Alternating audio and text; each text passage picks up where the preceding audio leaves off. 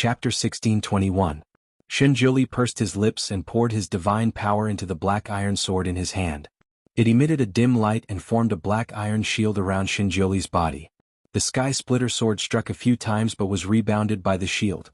If the Sky Splitter sword was in the hands of the Demon Lord, then there was no barrier that could not be broken.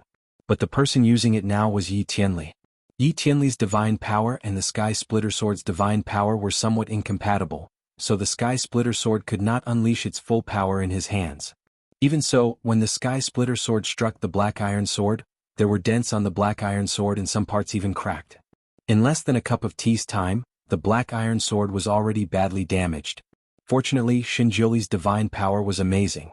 During the fight he would repair the cracks on the black iron sword so the sword would not be destroyed in an instant. Yi Tianli secretly breathed a sigh of relief. Although he mainly relied on the power of the treasured sword and had an unfair advantage, he still had the upper hand. As long as he had the upper hand, he would have the hope of marrying Imo. He actually felt that it was a little strange. Since the start of the fight, Shinjuli had been defending and did not attack at all. He did not even counterattack the Sky Splitter sword. The people below the stage also noticed this and could not help but look at each other. They did not understand why Shinjuli would do this. There was no lack of top experts in the audience, but after watching for a while, these experts understood that if they were to go against the Sky Splitter sword, even if they had a divine weapon in hand, they would not have any hope of winning. The most taboo in a fight between experts was to be restrained and not give in at all. Now Shinjuli obviously had a lot of scruples. The broken sword in his hand was actually afraid of hurting the Sky Splitter sword and did not stab at it. Occasionally when the two swords clashed, he would deliberately slanted his sword to prevent the sword from colliding with the Sky Splitter sword. Shinjuli obviously had some scruples about the Sky Splitter sword. He was at a disadvantage but he could not bear to hurt the sword. Then to this Demon Lord? Everyone couldn't help but turn to look at Imo. Imo sat there expressionlessly, holding her chin as she watched the fight in the sky. Her expression was very calm, so calm that no one could see any fluctuations in her heart. She was just a spectator. The two people who were fighting had nothing to do with her. At first, everyone thought that she would not help anyone. But now, it seemed that she still had some feelings for Yi Tianli and was still willing to marry him. As for Shinjuli, she should be repulsed, right? She didn't want him to win. Everyone faintly felt that there was something wrong between the Devil Lord and Shinjuli. There seemed to be a lot of secrets to be uncovered, but no one could dig them out at the moment. They could only wait and see. As for the Celestial the Arch, his expression changed the moment the Heavenly Dao sword automatically returned to Shinjuli. However, he was a profound figure who didn't express his emotions with words. Even the subjects of the immortal dimension around him couldn't figure out exactly what he was thinking at this moment. He was also watching the battle in the sky. He watched as Shinjuli was forced to retreat by the Sky Splitter sword. He watched as he gradually fell into a disadvantageous position. Yi Tianli's eyes showed excitement. It was finally time for him to vent his anger. This person made a fool of him just now. He definitely couldn't let him off. At this time, taking the opportunity to kill him with his sword was also a good idea. That way he could eliminate all future troubles. Chapter 1622. Moreover, if he used this sword to kill his opponent, the people below could not say anything. After all, this sword had its own will. He could just say that he could not control it. Seeing that the Sky Splitter sword was attacking Shinjuli to the point that he could not fight back, Yi Tianli leaped up and floated 30 feet forward. He wanted to add more strength to the Sky Splitter sword to kill Shinjuli. And a sudden change happened at this moment. Shinjuli, who was originally suppressed by the Sky Splitter sword and had no power to fight back, flashed like lightning. He directly bypassed the attack of the Sky Splitter sword and slashed at Yi Tianli's wrist with his black iron sword. No one could describe how fast Shinjuli's movements were at this moment, and no one could describe how amazing his sword was. By the time Yi Tianli reacted, his opponent's sword had already pierced his wrist meridian. Yi Tianli's wrist shook violently, and his telekinesis was instantly sealed. He could not move as if his acupoints were sealed. At the same time, the Sky Splitter sword turned around and attacked Shinjuli from behind. With a soft sound, the Sky Splitter sword pierced through Shinjuli's protective wizardry barrier. The sharp edge of the sword pierced through his clothes and blood oozed out from the wound. It was bright red like pearls. The sword trembled slightly as if it wanted to stab in, but it did not have the strength to continue. Suddenly, with a buzzing sound, it flew down and disappeared into Imo's sleeve. Shinjuli did not care about the Sky Splitter sword behind him.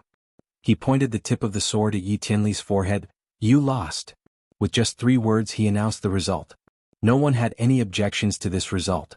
Naturally, the higher-ups of the 6 realms who were watching the battle below did not have any objections. This round ended with Shinjuli's victory. Shinjuli stepped on the high platform again. His eyes fell on Imo, and there was a complicated look in his eyes. Imo looked at him with a smile. Her smile was sweet, but her eyes were cold.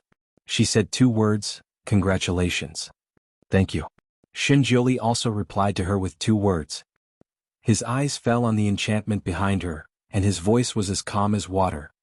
Can you let him out now? Imo tilted his head and looked at him. Is he really your son? Shinjuli looked at her and said, He's also your son. Yes, that's right. He's also my son. Imo smiled. I personally delivered him. She waved her hand, and the layer of pink wizardry barrier disappeared, revealing Shin Yinma inside. Little brat, since you are quite obedient, I will let you go. She suddenly paused. Shin Yinma sat there. His big eyes were already red and swollen. He looked at her with a strange and distant gaze. It was as if he was no longer the child who had reached out his hands and desperately wanted to be held by her, desperately burrowing into her arms. After he appeared, he slowly stood up in the enchantment. His 2 small hands supported the edge of the enchantment as he looked at Shinjuli, who was standing not far away. Father. He called out and then reached out his small hands. Father, hug. Imo pursed her lips and glanced at the little one. Little brat, do you want your father or your mother? The little one looked at her, then looked at Shinjuli and then looked at her again. His little face seemed to be in a dilemma. He murmured, Nyenma wants both, then he pursed his lips. But mother doesn't want my father and she still favors the outsider. Nyenma. Nyenma wants my father? Imo did not speak. She just waved her hand again, and the enchantment that surrounded Shin Yinma finally shattered. Chapter 1623. Shin Yinma immediately rushed out and rushed directly to Shinjuli. Father. The little one still had tears in his eyes, but he stubbornly stopped crying. Like a small cannonball, he rushed directly into Shinjuli's arms.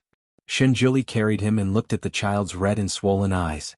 His fingers clenched in his sleeves and finally he looked at Imo. Imo looked at him with a smile. Shinjuli, do you still want to be engaged with me? Shinjuli finally looked at her face again. They looked at each other for a moment and smiled. Why not? Imo was speechless. She smiled leisurely. You should know that I don't have a good impression of you.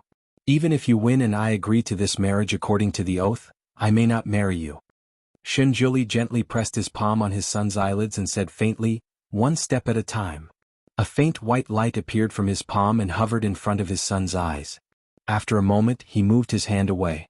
Shin Yinma's red and swollen eyes finally disappeared, and his big eyes returned to normal.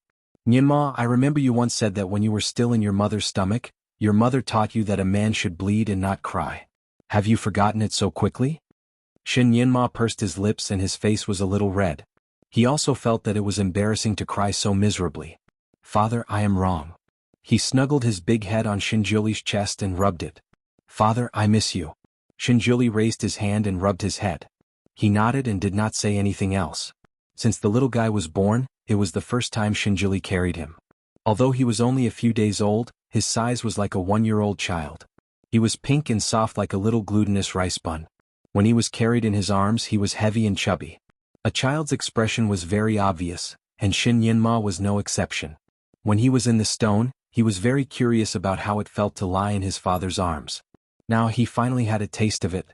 His father's embrace was like a mountain, giving him an extremely safe feeling. Just now he was worried sick in the enchantment. Now that he was in his father's arms, he was finally relieved. He didn't hold back and kissed his father's face. Shinjuli. His son was too enthusiastic. Imo watched the interaction between the father and son coldly from the side. It was a natural display of affection between father and son that could not be faked. Her eyes deepened slightly and she was in a trance for a moment, but then her eyes became clear again and she returned to her indifferent appearance. She smiled gently and said, since you don't want to back down, then let's have another 2 rounds. At this moment Yi Tianli also landed on the ground. He looked a little down but he was still an elegant gentleman. He cupped his hands towards Imo. Imo, thank you for the sword. Imo smiled lazily. You're welcome. Let's prepare for the second round. Yi Qianli had already thought it through. Through the previous round of battle, Shen Jiuli's psyche power was obviously unfathomable. His spells must be very powerful as well. If they were to compete in spells in the second round, he was afraid that he would still lose miserably. Therefore, in the second round he proposed to compete in Guqin skills. His Guqin skills were famous in the 6 realms. He once attracted countless birds to dance. He was the famous Guqin master in the 6 realms. When he proposed this, Shen Jiuli looked at him strangely. Are you sure you want to compete in Guqin skills? This is just a casual skill. No matter how strong it is, it can't be considered as a strong skill. Chapter 1624. He felt that if they were to compete in zither skills he would definitely win. When he proposed this, Shen Jiuli looked at him strangely. Are you sure you want to compete in zither skills? This skill is just a leisure skill. No matter how strong it is, it can't be considered a strong skill. Yi Qianli heard that he seemed to be rejecting the idea and thought that he was not good at it. He immediately said, how can you be the husband of the Devil Lord by just fighting and killing? You also need to be good at both the pen and the sword. The Devil Lord also likes to listen to the zither. Only after marriage can the zither and zither be in harmony. According to what you said, the second round of the zither competition? Yes, zither skills. After this round you can choose the content of the third round. Yi Qianli expressed his generosity. Shen Jiuli said faintly, I don't need to choose any more. 2 out of 3 rounds. After this round Yi Qianli could only be eliminated. There was no need for a third round. Thus, the second round of the competition began. The audience was cheering. Venerable Ye's music was not always heard. Listening to his music was a pleasure. He was definitely at the level of a master. If this was in modern times, he would be the Prince of Piano, Richard Clayderman. There were also people who were secretly worried for Shen Jiuli and looked at him with pity. They only hoped that he would choose what he was best at in the third round and turn the tables. A zither table, a zither stool, and a man in a purple robe playing the zither. When the sound of the zither rang, the whole square quieted down. People closed their eyes and listened to the sound of nature. Their mood rose and fell with the sound of the zither. The sound of the zither reverberated through the heavens and the earth. Birds flew over one after another from afar. There were red, white, flowery, gray, blue, and a myriad of colors circling around the square. When the zither was played halfway, there were already hundreds of birds in the sky. They danced in the air with the music. It was very beautiful. When the song ended, the birds were still circling in the sky. They could not bear to leave. Yi Qianli plucked the last note and floated up. He glanced at Shen Jiuli. Shen Jiuli was sitting on the side with Shen Yinma on his lap. One of his palms was pressed on Shen Yinma's back as if he was giving him a massage. His fingertips were glowing with a faint white light from time to time. Apparently he was taking the opportunity to treat Shen Yinma's illness. After all, Shen Yinma had just had a high fever, so his body was still weak. Shen Jiuli noticed it when he carried him in his arms. This son of his was brought up by him, so naturally he doted on him very much. He couldn't bear for him to suffer even a little bit, let alone allow him to be unhealthy. Therefore he immediately treated him. His medical skills were undoubtedly the best. While Yi Qianli was playing the Guqin, he had already made Shen Yinma sweat profusely. This process was obviously not very comfortable. The little guy frowned slightly, but he could still endure it by pursing his lips. After Yi Qianli finished playing, Shen Jiuli also finished massaging the child. After Shen Yinma was sweating, Shen Jiuli cast a cleaning spell on him to make him feel refreshed. After cleaning up, the little guy felt much more refreshed. All the illness had disappeared without a trace. Father, it was so painful just now, but I didn't cry. Shen Yinma opened his big eyes to ask for credit. Shen Jiuli patted his head. You are like a little man now. Shen Yinma was praised, so he was immediately in high spirits. His little chest also puffed out. He could not help but look at his mother again. His mother was sitting there with one hand on her cheek. She was looking at him thoughtfully. Chapter 1625. Shen Yinma chose his father out of anger. Now that he saw his mother again, he was still very fond of her. When the mother and daughter looked at each other, he quickly showed his mother a big smile. However, Imo was immune to his angelic smile. She casually looked away and did not look at the father and son anymore. Oh no. Was his mother angry with him? Shen Yinma was anxious and wronged. He pursed his lips and tried to reach out his little hand in the direction of his mother. He looked at her eagerly. He hoped that she would look at him again. As long as she showed any signs of wanting to hug him, he would immediately rush over. However, his mother did not look at him. She did not look at him again. She ignored his little hand. Shen Yinma slowly withdrew his little hand. What should he do? He wanted both his father and mother. He wanted them to be together. Shinjuli looked down slightly. How could he not see his son's disappointment? However, his gaze landed on Ah Mo's face again. The moment he saw her, he had the urge to carry her away without a care for anything else. However, he could not. She had obviously forgotten about him, and he was the high and mighty devil master. If he forced her to be with him, it would only make her more disgusted. Perhaps they would never be able to go back. Therefore he had to take it step by step. In the past he always forced her to follow his footsteps and always let her stumble behind him. Now he would follow her footsteps. She would be his. This would never change. After Yi Tianli finished his song, the audience applauded as usual. Yi Tianli smiled at Shinjioli, who had just stood up. He could not hide his pride in his smile. You can start now. When I played, I attracted a total of 128 auspicious birds. As long as you can surpass this number, you will win. Shen Yinma pouted. Not all of them are auspicious birds. I saw 5 crows just now. Yi Tianli was speechless. He wanted to kick this little bastard out. Shinjiuli was too lazy to speak. When he could crush his opponent with his strength, anything he said would be superfluous. He raised his hand and a guqin appeared on his lap.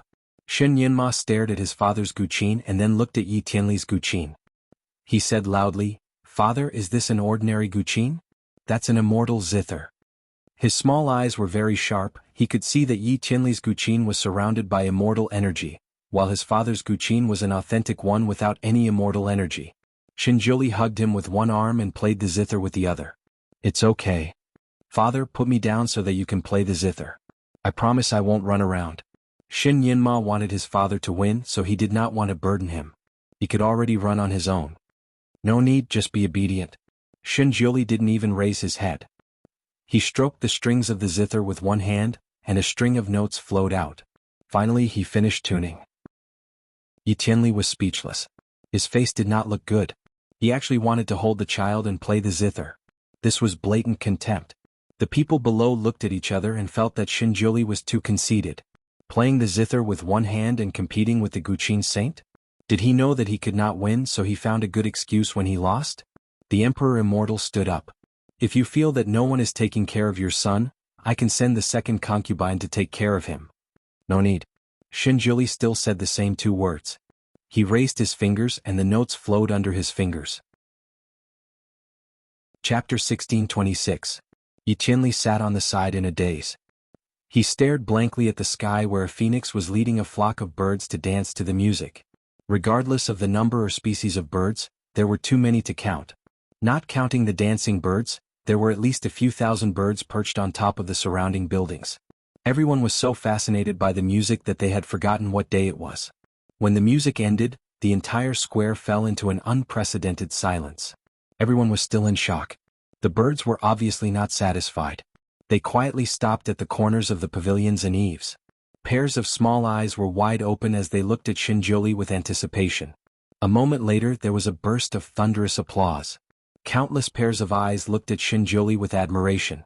Their eyes were like fans who saw their idol. In this round, Shinjiuli won by a landslide. There was no suspense at all. After all, Yi Tianli was a reverend in the celestial world. Since he agreed to the bet, he had to admit defeat. His face was pale as he saluted Shinjiuli. "You have won." Xiao Xian accepts defeat wholeheartedly. Then he bowed deeply to Imo. "Imo, I am sorry." He had failed to live up to her expectations. After he finished his sentence, he turned and disappeared. Shinjiuli looked at Imo and smiled. "Devil Master, can I be your betrothed now?" Imo rested her chin on her hand and looked at him. She smiled lazily. "I do want to find the strongest person to get engaged with. However, there is a prerequisite. The person must be unmarried and you." Her eyes fell on Shen Yinma. "You even have a child. Obviously you do not meet my requirements." Before Shinjiuli could speak, Shen Yinma quickly interrupted. "Yinma was born from a stone. Mother, you personally delivered my birth, so you should still remember. As for father, father picked me up by accident. I was picked up by him, so father is unmarried." Shinjiuli was speechless.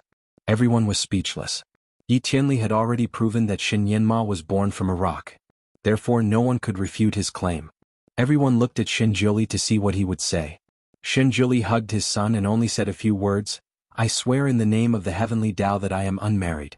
As for this child, he's mine and also yours. He's ours."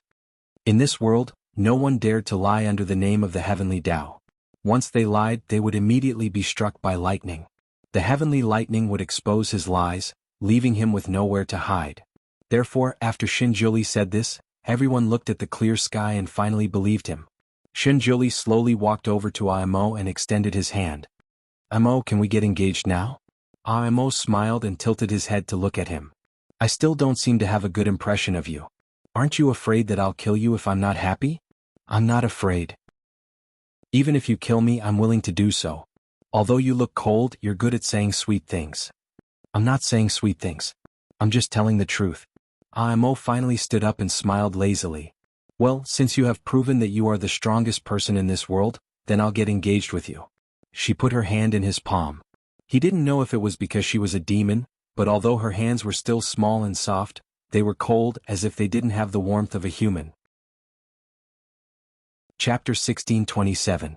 Shenjuli's eyes darkened slightly. Looking at her smiling but emotionless eyes, he felt as if his heart had been stabbed again. He tightened his grip on her hand. His hand was hot, but his grip was unable to warm her fingertips. He held Nianmo in one hand and held her hand with the other. These two were his most beloved people in his heart. They should be a family. No matter what, he and she were back together again. They were a family again. He would thoroughly investigate the main reason why she was so emotionless. He would let her, who used to be lively, cheerful, smart and lovely, come back. Although the people below had different thoughts, no one could stop the situation from developing to this point. The ceremonial officer walked over hesitantly. "Devil Master, should we prepare a new Yanhao cup?" Shenjuli shook his head. "No need. In fact, he had already prepared everything. Since he planned to snatch the marriage, he naturally prepared everything." Shen Yinma was afraid that he would delay his father's ceremony. He stretched out his little hand to Imo and revealed a big smile. "Mother, hug." Imo glanced at him. "Didn't your father hug you?"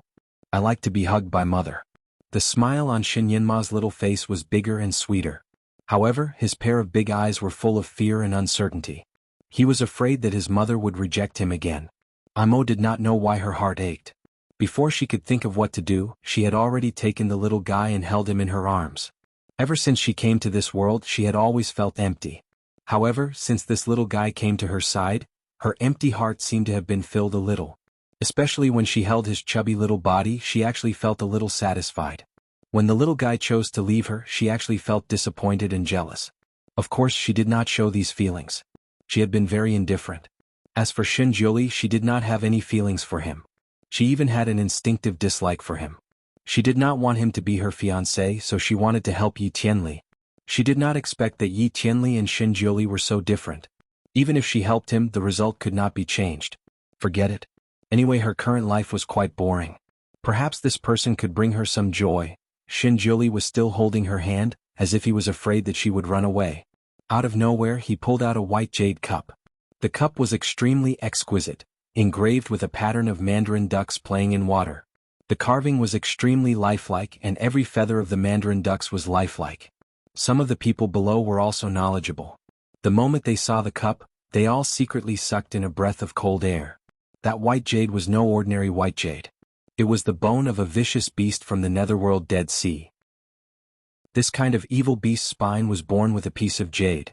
Legend has it that if this kind of jade was used to carve a good cup, it would allow the male and female lead who used this cup to worship the heavens and earth, to be together forever. However, this beast was an extremely ferocious beast. It could almost be called an ancient magical beast. It had boundless strength and boundless magical power. No one dared to provoke it. A single beast could destroy an entire army of the celestial realm. Moreover, these beasts liked to move around in groups, which made them even harder to capture. Even if it was Yi Tianli, he did not dare to provoke them. He did not expect this unknown Shenjuli to have obtained this kind of jade in advance. He even carved such an exquisite cup. Amo's gaze also fell on the cup. You came prepared. Chapter 16:28. Shenjuli looked at her and said, "For you, I have always come prepared." This person was much more thick-skinned than Yi Tianli and seemed to be stronger than Yi Tianli. Amo tried to withdraw her hand. "Take the rootless water." Usually the ritual was performed with both hands. He could not do it with only one hand. The earlier the ritual was completed, the earlier she could rest. She was sleepy again. Shinjuli did not have the intention to let go of her hand. It will only be meaningful if we do it together. Amo was speechless. You can't do it, right? Then let the officiant do it. I won't help you with this. This is our own ritual. It will only be meaningful if we complete it ourselves. Come hold the cup. I don't need your help. Just hold it. Shinjuli put the thin handle in her hand and let her hold it. Then he held her hand from the outside. His big hand wrapped around her small hand. Both of their hands were held together. It looked very harmonious. Shin Yinmo reached out his little hand. Father, mother, can I hold your hand as well? Mother, hold my hand. Father, hold my mother's hand. Shinjuli did not care about the boy's request. This was their engagement ceremony, not a family ceremony. Why would this boy want to join in the fun? He was also afraid that a long delay might lead to trouble. Ning Shuema had turned into IMO, and her temperament had become unpredictable, making it hard for people to grasp. If by any chance she became impatient, then the engagement ceremony would definitely be unable to proceed. Therefore he immediately performed the ritual. He did not do a lot of complicated spells like Yi Tianli. He only pinched a spell with his fingers and pointed to the sky. The rain clouds in the sky instantly condensed and formed a small area above Shinjuli's head. A moment later, raindrops the size of a copper coin formed a straight line in the sky and directly poured into the white jade cup. With the addition of the rootless water, the mandarin ducks carved on the cup seemed to come alive. Under the sunlight they seemed to swim in the water. In the blink of an eye the cup was filled. It was just the right amount. Not a drop more, not a drop less. The rain and clouds in the sky had also dispersed, and not a single extra drop of water was left behind. The feelings of the spectators below could only be expressed with one word: holy shit. Indeed, comparing oneself to others would only make one angry. Shinjuli, who had appeared out of nowhere, was a freak of nature. No matter how dignified the female immortals were, they couldn't help but cheer. This included the two arrogant concubines of the celestial emperor. Their hands were almost swollen. When the wine in the cup containing Shinjuli and Amo's blood beads turned into rain and fell from the sky, the entire square resounded with thunderous applause. The engagement ceremony was finally completed. Amo yawned. Alright, from now on you're my fiancé. I'm tired, so please take care of the guests. I'm going to rest. She turned to leave. Shinjuli pulled her back with a little force.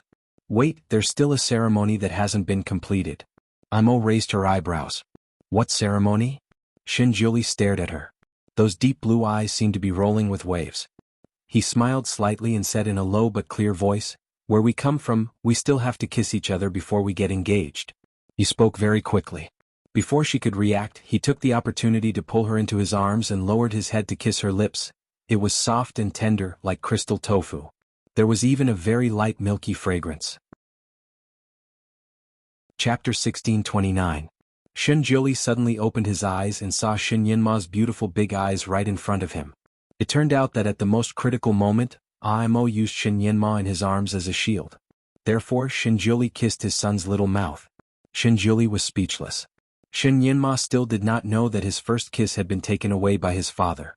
He only knew that he liked it when his parents kissed him. It made him feel pampered, so he generously kissed Shinjuli on the cheek as a return gift. Shinjuli was speechless. Just like that, the engagement ceremony came to a perfect end. Imo did not like to socialize, so he left early with the child. Shinjuli had just become the fiancé of the Devil Master, so he could be considered as half the owner of the Imo Palace. On such an occasion he should be smooth and slick in socializing. However, Shinjuli had always been used to doing things his own way. If he did not want to do something, no one could force him to do it. Moreover, no matter where he went, he was used to being the leader. This time, in order to make the engagement ceremony a complete success, he stayed to drink a few glasses of wine with the guests. If it were someone else, they would have to be humble on this day and go to every table to toast. However, Shinjuli did not do that. He just picked up a glass of wine on the high platform and swept his gaze across the crowd. Some of the noisy square quieted down. He had a kind of temperament, the temperament of a person who had been in the top position for a long time. This kind of temperament made the leaders of the 6 realms feel a kind of pressure. Although they were dissatisfied that he did not come down to toast, they could not say it out loud. Shinjuli stood on the stage and toasted a few glasses of wine. He did not say much, but every sentence was on the point. In short, there was only one meaning. He, Shinjioli, was now the Devil Lord's husband, so he would advance and retreat with her. They were husband and wife, and he would protect her at all costs. His words made the people of the immortal realm shed tears in their hearts. Immortals and demons were at odds with each other, and because the immortal realm didn't have enough backbone to oppose the demon realm, they succumbed to the demon master's despotic power. One super demon master was enough of a headache for them, and now she had a super awesome husband. Then how could the immortal world still have a chance to turn things around? Wouldn't that mean he would forever be under the devil's rule? As for the other realms, they were actually anxious in their hearts. The combination of Shinjioli and the Devil Lord was simply invincible.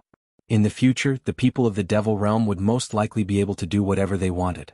No one would dare to provoke them. They would truly be the dominant force. Of course, the people of the Devil World were still cheering thunderously. Each of them puffed out their chests and folded their bellies as they looked at the people of the other realms. It was still the Celestial Emperor who was unwilling to give up. He asked, "I heard that the Heavenly Tao Sword was once an ancient divine artifact, and it might even be the old artifact of that annihilated god. Now that it belongs to Your Excellency, what is Your Excellency's relationship with that annihilated god?" When this question was asked, the entire crowd fell silent. Although the crowd didn't know the specific story between the ancient gods and demons, they all knew that the gods and demons were at odds with each other at that time. In fact, a battle had almost destroyed the entire gods-demons continent. Now the demon master had returned, but that ancient god hadn't. And Shinjioli had appeared so suddenly and subdued the Heavenly Tao Sword. Furthermore, there wasn't the slightest bit of demonic chi on his body, and there was even a faint auspicious light surrounding him. This meant that the cultivation technique he cultivated didn't belong to the Devil Realm. Based on all of the above, the crowd couldn't help but suspect his identity. Someone blurted out, "Your Excellency can't be. You can't be that ancient god, right?" Chapter 1630. Shinjioli's gaze fell upon the Celestial the Arch. His gaze was as calm as still water, but the Celestial the Arch felt as if he had been doused with cold water from head to toe. "I don't know who the god you're talking about is, but please remember that I'm Shinjioli, not anyone else.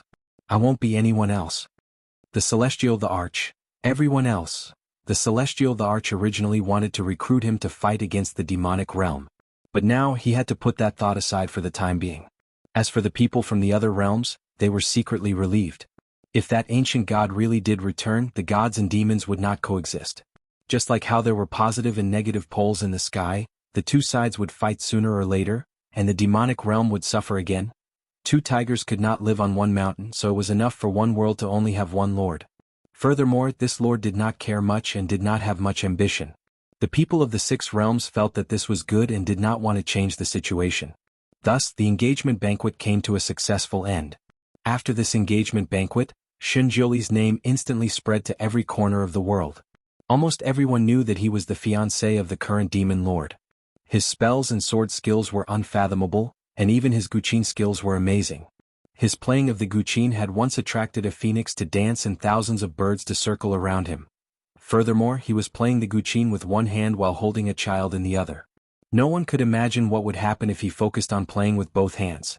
Those who were present at that time were lucky enough to witness this scene. Countless people went back and talked about the battle between the most powerful beings. Those who talked about it were proud, and those who listened were moved. Especially the young girls who were present, they became the envy of all the young girls in the six realms because they witnessed it with their own eyes. On this continent, Yi Tianli was originally the dream lover of all the young girls. Ever since the engagement banquet, Shinjioli's popularity had surpassed Yi Tianli's. He had replaced Yi Tianli's position and became the new idol. Many girls wanted to meet him by chance. They were lovesick because of him. Of course, Demon Lord Amo's cold and strange temperament and supreme status also attracted the hearts of countless young men. Some of the people present were good at painting, so they had already drawn her appearance. Somehow it had spread throughout the continent. Originally, the Demon Lord in people's hearts was a ferocious monster with 3 heads and 6 arms. Unexpectedly, it was such a beautiful little girl. It was hard to imagine that such a delicate little girl had lived for tens of thousands of years. Everyone felt that their worldview had been refreshed. When a person's status is too high, people will only put him or her on the altar and worship him or her as the savior in their hearts, who can only be seen from afar and not played with. There were very few people who wanted to develop an equal relationship with the other party, and that would require universal condemnation. Therefore, when Shinjuli's position in the Tianxi continent was too high, the women of that world felt that it was blasphemy to even think about him. The women who fell in love with him were either fairies, foxes, or even Ning Xuema, the transmigrator. Similarly, Mo's position in this world was also very high, so there were not many people who really wanted to be close to her and wanted to marry her. Even when Yi Tianli was with her, he was a little afraid and trembling with fear. Chapter 1631. Even when Yi Tianli was with her, he was a little fearful. He was afraid that he would make her unhappy, so he did not dare to force her to do anything. Of course, the others did not dare to do anything either. He had always been regarded as the tallest person. Although he was cool and handsome because he was held too high, he became lonely. There were only subordinates and passers-by who tried to curry favor with him. He did not even have a true friend. When he was really depressed, he could not even find a good friend to talk to. Therefore, after 3 years, Mo used to think that life was cool and domineering. Gradually, she became bored and found it difficult to pass the time. Therefore, she wanted to get engaged and find a partner. It was not for anything else but to have someone to talk to. Yi Tianli had been by her side for so long. She thought that she could get rid of her loneliness a little. In fact, she did not have much in common with Yi Tianli. She went out with him several times only because she was too bored. Yi Tianli was gentle and considerate to her and acted according to her mood. Therefore, after a long time, she still felt that her life was a little empty. She still could not find anything in this world that really interested her. Her life seemed to be glorious, but in fact, it was somewhat muddle-headed. However, this kind of life ended at the moment when she and Shinjuli were engaged. She suddenly realized that her life had suddenly become busy. Ever since Shinjuli had gotten engaged to her, he had openly moved into Mo Palace as her fiancé. There was only a wall between his palace and hers. He would report to her place at least once a day, and this time it was especially long. He came in the morning and left at night. He stayed by her side the whole day. She was used to being alone in the past 3 years. Subconsciously, she did not trust anyone. Naturally, she did not want to meet with one person so frequently. Therefore, on the 3rd day she began to negotiate with him seriously. However, he had his reasons. He said that Nianma was with her. The child was so young that he needed his father to take care of him. It sounded like an excuse. Therefore, Mo turned around and threw the little boy who had been pestering her to sleep to him so that he could take care of him all day long. However, the little boy hugged her leg and did not want to let go. He cried loudly and said that his mother could not abandon Nianma. Nianma wanted to be with his mother. Ever since she came to this world, she had maintained the appearance of a 13 or 14-year-old girl. Now that this little fellow was crying and calling her mother, she also felt drunk, but damn it, she didn't feel out of place. She could harden her heart to anyone but not him. Whenever the little fellow cried or laughed, it would inexplicably tug at her heart. The child seemed to lack motherly love and stayed in her arms every day. Especially when he slept at night, he had to hug her arm to sleep. After he pulled it out, he would close his eyes and search for it in a daze. His 2 little hands would scratch around until he grabbed her arm and hugged it in his arms. She didn't know what a normal child was like, but she felt that this little ancestor was extraordinarily clingy, even more clingy than a dog skin plaster. If the child couldn't be pushed out, the father naturally couldn't be pushed out either. She didn't know who Shinjuli had learned how to pick up girls from. Every day when he arrived in the morning fog, he would give her a bouquet of flowers. Those flowers were exotic species that she had never seen before. They were quiet and fragrant. Not only were they beautiful, but they also had a refreshing effect. However, Mo did not keep any of those flowers. The moment he sent them to her, she would throw them out or throw them out in front of him. Chapter 1632. After the flowers were thrown out, they would wither at his feet. Although he did not show anything on his face, there was a hint of disappointment in his eyes from time to time. He would clean up the flowers and the scattered petals. Then he would send a different flower the next day. Somehow, Mo felt happy when she saw the disappointment in his eyes. Therefore, she seemed to have finally found a little fun and did not get tired of it. Later, every time he sent flowers, she would not only throw them out but also wipe away the fragrance of the flowers. No matter what kind of flowers it was the same. Even if she liked some of the flowers, she would throw them out without hesitation because they were sent by him. Throwing the flowers had become an instinct and a pleasure. After persisting for a month, he finally stopped sending flowers. Mo subconsciously waited for him for the whole morning, but he did not come. She was a little puzzled, but she did not show it. Recently, little Nianma was very curious and always pestered her to teach him this and that. His little mouth was very sweet and he could not stop talking about his mother. In the past month he was much closer to her. He let her hug him, praise him and play with him. Little Nianma began to find it funny that his mother did not accept the flowers sent by his father. Later he was a little embarrassed for his father. Later he even gave his father an idea. He said that his mother probably hated flowers, so he advised him not to send flowers. However, his father was very stubborn in this aspect. He gave and gave and gave. He was undaunted. Every time little Nianma saw his father come in with a bouquet of flowers, he felt a little embarrassed for him. Subconsciously he did not look at him. After his mother threw the bouquet of flowers out, he climbed on his father's knee as if nothing had happened. He played with him and listened to him explain some spells and other things. His father was very knowledgeable. No matter how strange the questions little Nianma asked, he could always answer them. Little Nianma gained a lot of knowledge. Of course he learned very quickly. In the short span of a month, even though he looked like a little bean, he was already able to use many spells that even immortals could not easily learn. Some things were most afraid of becoming a habit. Once it became a habit, it would be deeply ingrained. For example, when Xinjiuli sent flowers, Imo threw them away happily, but it had become a habit. She was not used to him suddenly not sending flowers. Even little Nianma was not used to it. He stretched his neck and waited for his father's arrival. They waited for almost half the morning, but Xinjiuli never showed up. It was not good for a child to be cooped up in the house all the time. Imo would take little Nianma out for a walk every day. Most of the time they would go to the huge backyard of Mo Palace. Why didn't father come today? Little Nianma repeated for the 8th time as he looked out of the window. Imo stood up and picked him up. Let's go for a walk. The sun was shining brightly outside and the wind was warm. Nianma held his mother's arm tightly. Mother, I heard that the heavenly fire flower has bloomed. I want to go and see it. In the entire Mo Palace, the only place where the heavenly fire flower grew was in Xinjiuli's courtyard next door. Imo knew what Nianma was thinking. The little guy missed his father and wanted to go there to see it. Imo smiled. She knew that there was a kind of pursuit in this world called playing hard to get. Chapter 1633. Perhaps this was what the Almighty wanted to do, but unfortunately she did not fall for it. It didn't matter if he sent flowers or not, she wouldn't take it to heart. She patted Nianma's head and said, Do you want to see the heavenly fire flowers? Let's go. Mother will take you somewhere else. Her magic power was now boundless.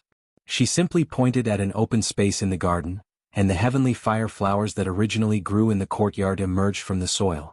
In just a moment there was a large patch of flowers. The red color looked very festive. Nianma looked at the large patch of flowers and was speechless. After a long time he finally said, Mother, I heard that this flower was planted in his courtyard by father. It is so red. I didn't know that father likes this kind of red color. He stared at Imo with his big eyes and said, It is as red as mother's clothes. Imo looked at the clusters of heavenly fire flowers. Each of them was slim and elegant. When the breeze blew they looked like dancing beauties. These flowers were teleported by her. In other words, these flowers were still Xinjiuli's flowers. She did not change them. She put Nianma in front of the flowers and said, Good boy. Don't you want to see them? Then take a good look. Nianma could only stand there and admire. His eyes were looking at the flowers, but he was still thinking of a way to trick his mother to go to his father's courtyard. He looked at them and suddenly shouted, Mother, why are these flowers withered? Imo looked at them and saw that the flowers had indeed begun to wither. The petals drooped as if they were not acclimatized to the environment. Some of the petals had already begun to wither. Imo frowned slightly.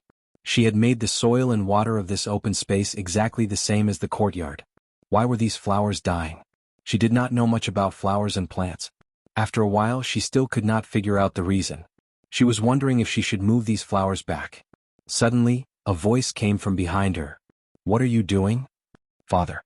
Nianma cheered and rushed toward the voice. Imo also slowly turned around and looked at Xinjiuli who had appeared behind her. Her voice was indifferent.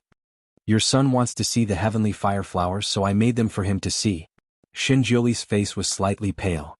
You can take him to my courtyard to see. This was the first time in a month that he had spoken to her in such a heavy tone. Imo tilted his head and smiled. I'm too lazy to go. Xinjiuli looked down at her and said, My courtyard is only one door away from yours. I'm as uninterested in your courtyard as I am in you. Imo was still smiling, but his words were poisonous. Xinjiuli's face turned even paler. He pursed his thin lips and didn't say anything more. Instead, he turned around to look at the heavenly sparks. In less than an hour, more than half of the heavenly fire flowers had withered, leaving only half of their stamens. His fingers landed on the heavenly fire flowers, and his fingertips curled up slightly. It was clear that he was going to use a teleportation technique to teleport these flowers to his own courtyard. A faint light flashed in Amo's eyes as he suddenly waved his sleeve. A faint red light was emitted from her sleeve and directly turned into a hurricane that swept past the heavenly fire flowers. Then all the heavenly fire flowers fell to the ground as if they had been burned by a fire. They were charred black and could no longer be seen. You. Shinjuli turned around abruptly. He was obviously angry. The wind from his sleeves made Amo's fiery red robe flutter in the wind. Amo raised her head to look at him, a glint flashing through her beautiful eyes. She looked at him fearlessly. What? Are you angry? Can't stand me anymore? If you can't stand it, you can choose to cancel the marriage. Chapter 1634. Shinjuli looked at her and Amo looked back at him. Although she was short, her aura was strong, and there was a faint dark aura around her. Shinjuli slowly lowered his sleeves and said clearly, "No, I will not cancel the engagement." Amo's eyes flickered slightly and she sneered, "Why? Are you reluctant to give up the position of the Devil Lord's husband?" Shinjuli's eyes were as calm as water. "I am just reluctant to give up the position of Amo's husband." He turned to look at the heavenly fire flowers as if he wanted to see if there was any hope to save them. Amo was speechless. She had an illusion that she had punched a pile of cotton. She was inexplicably anxious. No matter how she provoked this person, he did not lose his temper at her. He was so strong that she could not reject him. Unlike Yi Tianli would disappear for 2 days if she looked a little unwell. Shinjuli searched the pile of withered flowers for a long time and finally found a fish that had escaped the net. He carefully held it up. Amo clenched her fists in her sleeves. She did not understand why he treasured such a flower. However, since he liked it, she wanted to destroy it. She wanted to provoke him so that he would take the initiative to cancel the engagement. That way she would not be considered as breaking her promise. She raised her finger and threw a fireball. She wanted to burn the only surviving seedling in Shinjuli's hand. Unexpectedly, Shinjuli was prepared this time. The heavenly fire flower in his palm disappeared instantly. Amo's fireball hit him and his body swayed slightly. However, he stood still as if nothing had happened. He looked at her and said, "You guys go ahead." He turned and disappeared. Amo lowered her sleeves and suddenly felt a little dispirited. She looked down and saw Shin Yinma looking at her with his round eyes. She touched his little head and asked, "Little boy, where do you want to go?" "Mother, please don't bully father, okay?" Shin Yinma pulled her dress. "Father is so pitiful. He is bleeding." "Bleeding?" Imo frowned slightly. She did not see him bleeding. Perhaps she just glanced at him. She didn't even see his face clearly. However, this person was too abominable. If he was seriously injured with his martial arts, he would be able to heal him easily. Why did she have to bleed for the child to see? The trick of injuring oneself to gain the enemy's sympathy. Yinma was still young, so she did not want to explain too much to the child. She did not know why, but she did not want to expose the dark side of her to the child at such an early age. Therefore, she blinked her eyes and carried Shin Yinma in her arms. "He is injured. Shall we go and see him?" Shin Yinma's eyes lit up. This was the first time that his mother had mentioned visiting his father. He immediately hugged her neck, afraid that she would go back on her words. Okay, mother, let's go now." Just now he saw that his father's face was very pale, and there seemed to be blood stains on his back. Hermitage, this was where Shinjuli was currently living. The courtyard was very clean. There were mountain rocks and a flower bed in the courtyard. However, the flowers in the flower bed had disappeared, leaving only a bare land. Although this courtyard was close to Amo's palace, it was obviously for the servants. The house was relatively small, and the courtyard was not big. When Shinjuli first moved in, Amo had purposely pointed out a courtyard like this to him. She admitted that she wanted to humiliate him so that he would back out of the engagement. Chapter 1635. She did not expect him to move in without hesitation. Originally, a gardener from the Devil clan lived in the courtyard. The gardener was not a clean person, so the house he lived in was a little dirty and messy. When Shinjuli arrived, the gardener had just moved away. There was a suspicious smell of smelly feet in the house. Shinjuli used the cleansing spell 7 or 8 times to clean the house. Of course, the furniture inside was also destroyed by him and replaced with new ones. Imo had never been here before. It was her first time here. The moment she came in, her vision blurred for a moment. She felt that the layout of this place was somewhat familiar. Even the wind chimes under the eaves gave her a sense of déjà vu. She paused for a moment. Shenjuli was busy in the flower garden. He had just planted the only remaining heavenly fire flower. The flower's head was drooping and she did not know if it could survive. His back was facing them and she could clearly see that there was blood dripping out from his back. "Father, you are bleeding." Shin Yinma jumped down from her arms and ran toward Shinjuli. Shinjuli suddenly turned around. When he saw them, he subconsciously stepped back and covered the flower. Shin Yinma directly rushed into his arms. "Father, why are you injured? Which bastard did this to you? Tell me and I will avenge you." He leaned his head toward his back and reached out his little hand to touch it. Shinjuli pulled his little hand down and said casually, "It is just a superficial injury. It is not a big deal." When he looked up, he saw Imo leaning against the door and looking at him lazily. Both of them looked at each other. Imo smiled. "It seems that you also have times when you are injured. You have lost a lot of blood. I think you may need to rest for a few days." Her words were both concerned and sarcastic. Shinjuli looked at her and did not speak. After all, Shin Yinma was still young. He thought that his mother finally began to care about his father. His little face suddenly showed a smile. "Father, you see, mother also cares about you." The child's smile was too innocent and innocent. Imo paused. She originally wanted to mock Shinjuli a little more, but now she couldn't bring herself to do so. Little Nyenma was very sensible. He could feel the cold war between the adults. The child was caught in the middle, so he tried his best to make them reconcile. Shinjuli sighed and rubbed the child's head. "Yes, father is very happy." Imo's gaze fell on the flowers behind him. "Your Excellency treasures these flowers very much." Shinjuli subconsciously covered the flower again. His eyes darkened. "Imo, don't ruin it again. I have a use for it." "Eh? What is it used for?" It was rare for Imo to be curious. "This, you will know in the future." Shinjuli hesitated for a moment. Imo yawned. "Forget it. Actually, I'm not interested in knowing. It's just a flower. It doesn't matter if I keep it in Mo Palace." Her eyes looked around the courtyard casually. Finally, her gaze fell on his hands. He had probably just finished planting the flowers, so there was still mud on his hands. It was rare to see him like this. In her eyes, he was always the kind of man who was dressed neatly with a tight collar. It was the first time she saw him so lively. She did not know why, but he had a trace of bleakness, which made her heart inexplicably tight. She did not like this feeling. She tilted her head and looked at him. Slowly she walked over. "Let me see your injury." Chapter 1636. This was the first time she spoke to him in such a caring tone since they reunited. Shinjuli took a step back. "No need." Shin Yinma was anxious. He hugged his father's shoulder tightly. "Father, let mother take a look at you." "Let her take a look." Mother's medical skills are also very good. Why did his father not seize this opportunity to be close to his mother? He was so anxious. Shinjuli had been facing her, so she could not see the wound on his back. Amo laughed. "Are you playing hard to get again?" "I've been fooled. Since you don't want me to take a look, I will not take a look." Shinjuli was relieved. He handed the child to her. "Take him out to play. I will take care of the wound myself." Just as he spoke, his vision blurred and the red figure was gone. His facial expression changed slightly. When he was about to turn around, a cold hand had already touched his back. His body was slightly stiff. His fingers were slightly raised as if he wanted to do something, but he did not do it. In the time it took for him to pause, she had already hit his acupuncture point. The clothes on his back were rudely torn apart, and he could feel the slight chill in the air. He smiled bitterly. He had forgotten that she was now the devil master. Her kung fu should be similar to his.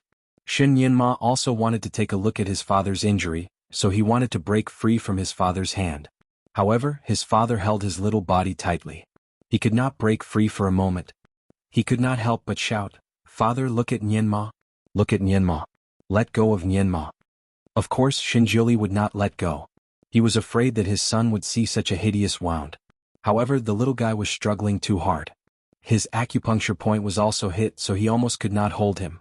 Amo's eyes fell on his back. There was a penetrating wound. It should be a sword wound. At this moment, the flesh near the wound was showing signs of decay. She could even see the bones inside. The wound was terrible. It was extremely stimulating to one's senses. With a flick of Amo's sleeve, Shinjuli's shirt automatically closed and covered the wound once more. Almost at the same time, Shinjuli's acupoints opened by themselves. He held the child, who almost fell to the ground, and dodged to the side. Amo had already moved to stand in front of him.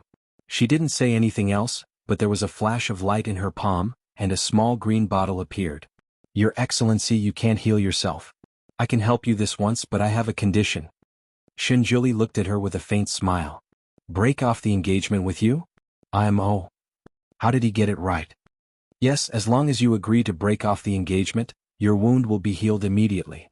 Imo felt that her condition was very timely. She already knew that the wound on his back was the credit of her sky splitter.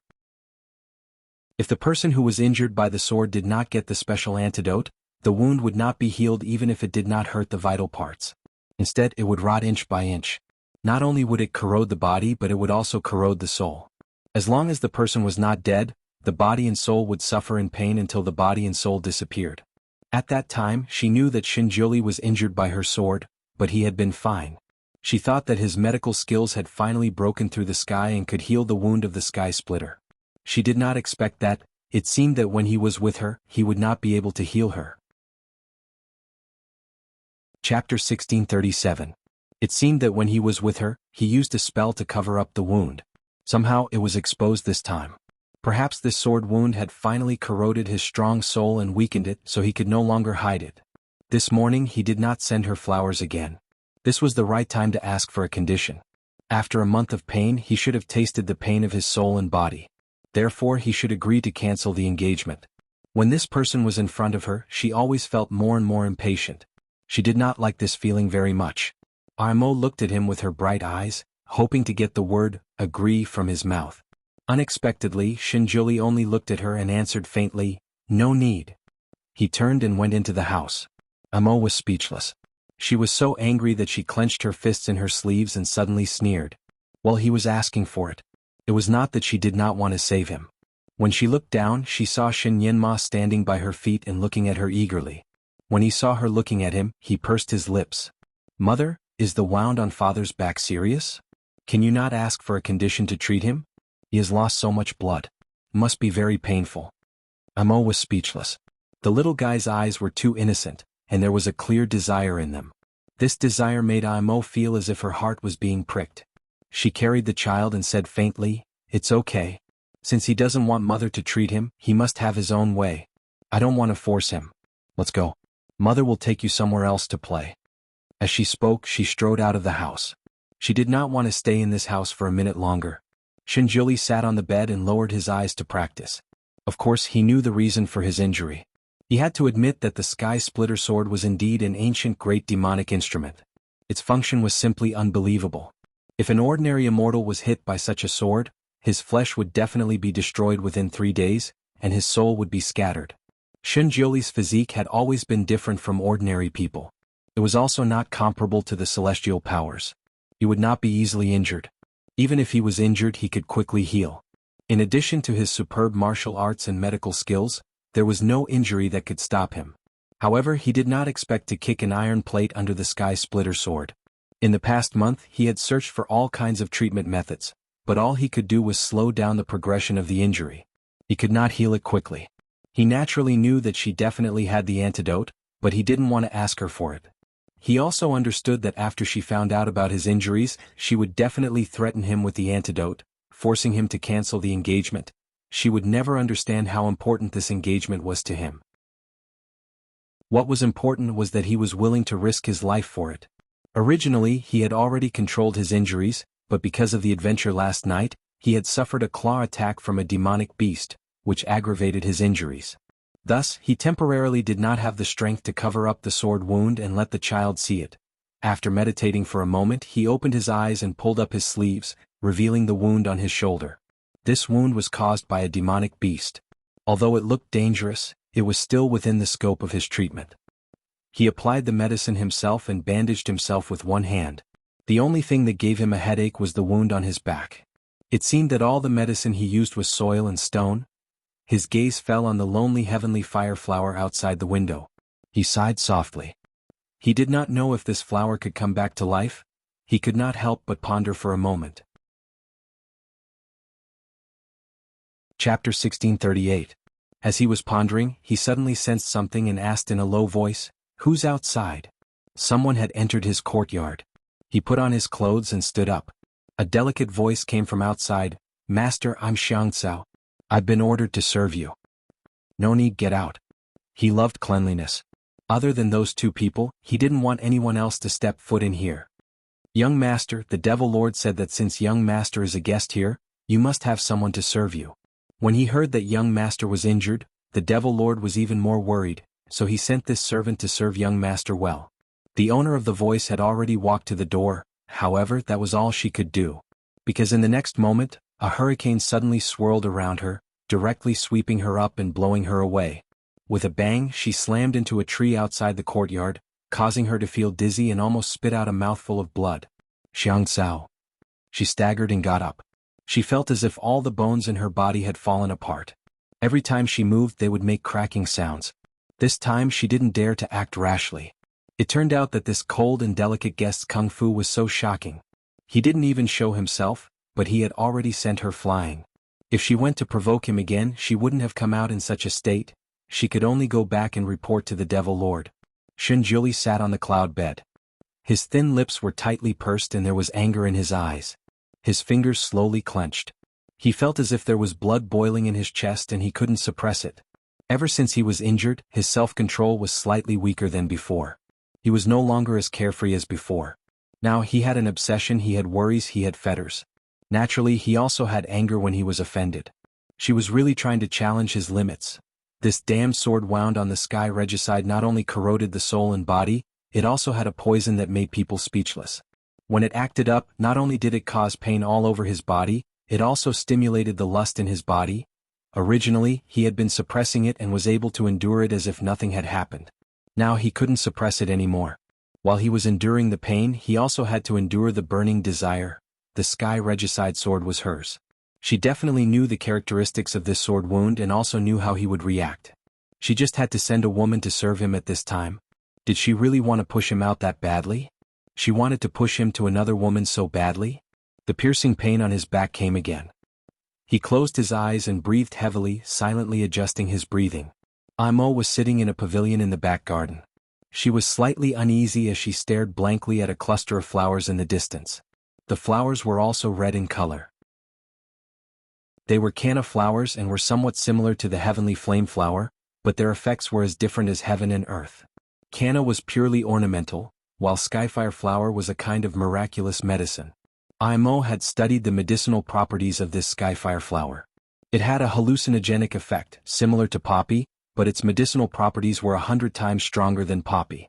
Ever since she knew that the sword wound on Xinjiuli's back hadn't healed, she had been thinking about the effects of the heavenly fire flower. But after thinking for a long time, she still couldn't think of any use for his injury. The heavenly fire flower was not among the ingredients used to concoct the antidote to the heaven-destroying sword, so why did he treasure it so much? What was he going to do with it? Mother, mother? Shen Yinma climbed onto her lap and waved his little hand in front of her eyes. Imo came back to his senses and realized that he seemed to have been lost in thought for a long time. Chapter 1639. Imo came back to her senses and realized that she seemed to have been lost in thought for a long time. She pursed her lips. It seemed that she had been thinking about his problem, his injury, and his flowers ever since she came out of the small courtyard. She was not in a good state. In the past 3 years, it was the first time that she could think about someone for so long. Why did you stop catching butterflies? Just now, this kid had been catching butterflies. Every time he caught one, she did not know how many butterflies were killed by him. Mother, you will definitely save father, right? Imo was speechless. She had been sitting here for less than 2 hours, but this brat had already muttered this sentence 8 times. Whenever he remembered it, he would run over and shake her knee and repeat it again. And every time he would change his tune. He would say that his father really loved his mother very much. He would say that his father was seriously injured but still picked flowers for his mother. He would also say that his father was such a good person and his mother could not bear to see him suffer. He had too many reasons. She almost suspected that even when this kid was catching butterflies, his little brain was thinking about how to persuade her. Some of these reasons were almost laughable, but when they came from his mouth, coupled with the way he looked at her, the lethality was not ordinary. It almost made her waver. Just like now, Shen Yinma thought of an even better one. Mother, as long as you heal father's injury, I will be very, very obedient. I will not cry anymore and will not bother you anymore. Imo could not help but sigh. She rubbed his head and said, Mother, didn't you send someone to take care of him? Don't worry, your father will not die. How could such a strong and powerful person die? But father is not willing to be taken care of. Shen Yinma wanted to say more, but a shadow flashed not far away. An enchanting woman came over and bowed at Amo's feet. Devil Master, I am useless. I did not complete the mission given by you. What do you mean? Amo looked at her messy hair and torn dress and asked. She narrowed her eyes and looked at Vanilla. Vanilla was a flirtatious demon. Her figure was extremely devilish, and her face was extremely seductive. Especially those misty eyes and fiery lips. She didn't need to speak. Just by standing there she was a scene that made men go crazy. What's more, her every frown and smile had a kind of bone-deep charm. As long as a man saw her, almost all of them would fall under her skirt. Steward Himu had found the herb according to Amo's request.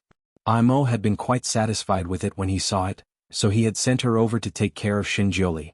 However, he did not expect her to return in less than 10 minutes, and in such a sorry state. Vanilla lowered her head. Young master didn't see Vanilla at all. He slapped me out before I even entered the room? How embarrassing. It was the first time she had been so embarrassed. Amo's eyes flashed and he waved his hand to dismiss her. Mother, look. Father doesn't need anyone to serve him. His injury must be very serious. Shen Yinma took the opportunity to persuade her again. Amo stretched out a finger and pointed at his little mouth. Okay, you play by yourself. I'm sleepy. Let's sleep for a while. She put Shen Yinma down and leaned against the pillar of the pavilion to take a nap. The sun shone on her body and left a shadow behind her. Gradually she seemed to have fallen asleep. Her arms were lazily hanging down. Shen Yinma played on the grass for a while and then ran over. He stood there and looked up at his mother's sleeping face. Finally, his eyes fell on his mother's hanging sleeve. The green medicine bottle in the sleeve was faintly discernible. Chapter 1640. It was the medicine that could cure his father's injury. Shen Yinma could recognize the medicine. He moved closer and reached out his little hand to grab the medicine. The words that his father once told him rang in his mind. Yinma, you have to be a man in the future.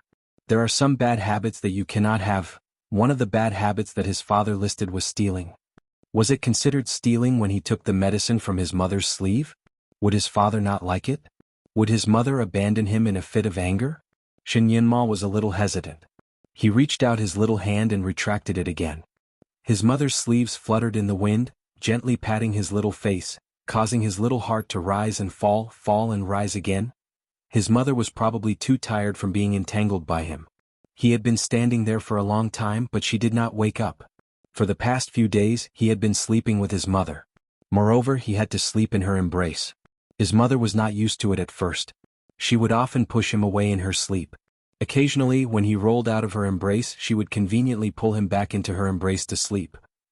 His mother's body seemed to be cold all the time, but every time she hugged him, her body would become warm. It made him feel very comfortable every time he nestled in her arms. When they slept together, he would occasionally turn over and talk in his sleep to wake his mother up. It was probably because his fever had left a psychological shadow in his mother's heart. Every time he turned over, every time he groaned, his mother would subconsciously touch his forehead. His mother looked cold and did not like to talk much, but she still loved him very much and raised him as her own son. He was her biological son. Otherwise he would not simply call a woman his mother. He, Shen Yinma, was a very special person. At this moment, Shen Yinma's thoughts were a little scattered. He stared at his mother and did not know what to do. After all, this was his first time being a thief, so he could not bear to do it. After a moment of hesitation, his father's pale face and the blood on his back flashed in front of his eyes. No. Even if he had to be a thief, he had to save his father. Shen Yinma finally made up his mind. He rubbed his little hand on his little robe and slowly put his little hand into his mother's sleeve. He slowly held the medicine bottle and slowly retracted his hand. Very good, his mother didn't wake up from beginning to end. She slept peacefully, and her breathing was also so even. When Shen Yinma finally held the bottle tightly in his hand, his heart almost jumped out of his chest. He really stole it.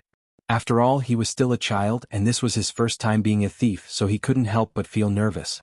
He held his breath and slowly retreated step by step. As he was short, he accidentally tripped on a branch with his heel and made a cracking sound. Although he didn't trip, the sound of the branch breaking made his chest jump as if a rabbit had been thrown into it. He subconsciously looked at his mother. She was still sleeping while leaning against the railing. Her long eyelashes covered her face, and she looked as beautiful as a sleeping beauty. Shen Yinma broke out in a cold sweat. Fortunately, his mother did not wake up. This was great. It seemed like even the heavens wanted him to succeed in saving his father. Shen Yinma did not dare to dawdle anymore. He turned around and ran. Although he was small, he ran quickly. In the blink of an eye, he had run out of the garden. Imo slowly opened his eyes and looked at the little figure that was running away. He slowly sat up, and the corners of his lips curled into a smile. Chapter 1641. However, she seemed to have thought of something and her smile froze on her face. If her son knew that she was using him, she wondered if he would cry. She rubbed her eyebrows as she had a headache. She was not immune to the boy's cries, so she was a little scared. No, she did not want to drag it on any longer. She did not want that person to affect her mood. She got up and walked out. That person was in the most pain, so he should take the antidote. As long as he took the antidote, he would agree to her conditions. Their engagement would be automatically cancelled, and she would be free again. Perhaps it was because he had used his telekinesis during the process of healing. Shinjoli's sword poison was unusually violent. He sat there, sweating profusely. His back was aching and itching as if there were countless ants crawling in and out of it.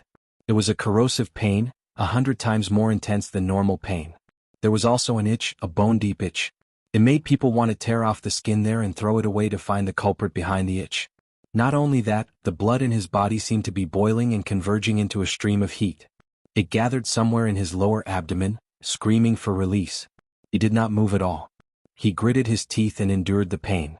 His clothes were soaked with sweat. Suddenly, there was a sound of hurried footsteps outside the courtyard. Someone had rushed into his small courtyard. He suddenly opened his eyes. Because of the pain, his eyes were slightly red. He looked like a handsome Azura.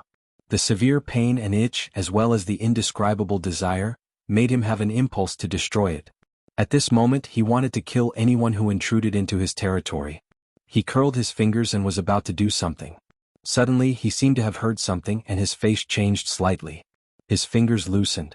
Bang! The door of his house was knocked open and a small figure rushed in. Father. Shinjoli's fingers trembled. He subconsciously used a cleaning spell on himself to hide his embarrassment. He looked at the little guy who ran to the cloud bed. Nyenma, what are you doing here? He subconsciously looked outside, but he did not see Imo. Nyenma was panting as he ran. Without hesitation, he climbed onto Gu Shijio's bed. The cloud bed was taller than him, so he couldn't climb up for a while. Father, pull Nyenma up. Gu Shijio hurriedly reached out her hand. In the end, Shinjoli couldn't bear to see his son working so hard. He pulled him up and held him in his arms. Where's your mother? Mother. Mother is still in the garden? Father, look, what is this? Shin Yinma finally let go of the thing that he had been holding in his little hand. It was a small green medicine bottle, and the bottle was stained with the little guy's sweat. Shinjoli's eyes narrowed slightly. He naturally recognized this. The antidote. Yinma, where did you get this? Shinjoli did not take the thing from his son. It's my mother's. She asked me to send it to you. Shin Yinma did not dare to admit that he stole it. Tell me the truth. Shinjoli's voice turned cold. How could the little guy lie to him at such a young age? Shin Yinma did not dare to lie anymore. He lowered his head and said, Mother was asleep and I took it from her sleeve. He wanted to escape from his father's arms again. Father, quickly use it. I will apply it on you. Shinjoli held him tightly and did not let go. He looked at the little boy's red face because of running too fast. His face was very unpleasant. Chapter 1642. The distance from the garden to his courtyard was not close. It was at least 3 to 4 miles. If it were a celestial being, it would be easy to reach. However, for Shin Yinma, who was only a month old, it was a very long distance. He had to run for a while with his short legs. Until now, the little guy was still panting. However, the little guy's eyes were sparkling. He held the bottle in his hand as if it was a treasure. Father, father, please use it quickly. You don't look well. Is it painful? He lifted his sleeve and tried to wipe the cold sweat on his father's forehead. Father? Shinjuli felt suffocated. He felt sorry for his son's thoughtfulness and also for the woman's thoughtlessness. He had lived for so many years. What had he not seen before? What had he not seen before? How could Amo's little trick escape his eyes? That person even wanted to use a child. He took a deep breath and took the bottle from the child. Yinma, how is your recitation of the article on the response of the Tao that I taught you? Shin Yinma's forehead was dripping with sweat. He had forgotten to recite it. He was only concerned about his father today. Shinjuli looked at his guilty little face and put him down on the bed. Good boy, go back to the study room and memorize it. You are not allowed to come out if you are not familiar with it. If you are not familiar with it, my injury will be more painful. The last sentence was obviously a threat to the little guy. Moreover, he was relieved to see his father take the bottle. He immediately agreed, turned around, and ran away. Even when he reached the door, he was still worried, so he said, Father, you must use that medicine. Go. Shinjuli waved at his son. Shin Yinma finally felt relieved and ran away. His little figure disappeared at the door. Shinjuli looked at the bottle in his hand. He opened the cork and smelled it. He was a medical expert, so he could naturally smell that it was indeed the antidote. He slowly put the cork back on and slowly looked up. Come out. I know you are here. There was a flash of red light in the room and Imo appeared. She raised her eyebrows and looked at him. You can see it? Shinjuli raised his hand and threw the bottle to her. I'm not stupid. Imo had no choice but to take the medicine bottle in his hand and look at him from head to toe. His face was unusually pale. Although he tried his best to endure it, and his face was calm and collected, he couldn't help but break out in cold sweat. It was obvious that his sword wound was still acting up. He used to be so powerful, but now his face was pale and he was sweating profusely. He looked like a sickly beauty, as fragile as glass. Imo moved closer to him and tossed the bottle up and down in front of him. You're in a lot of pain, aren't you?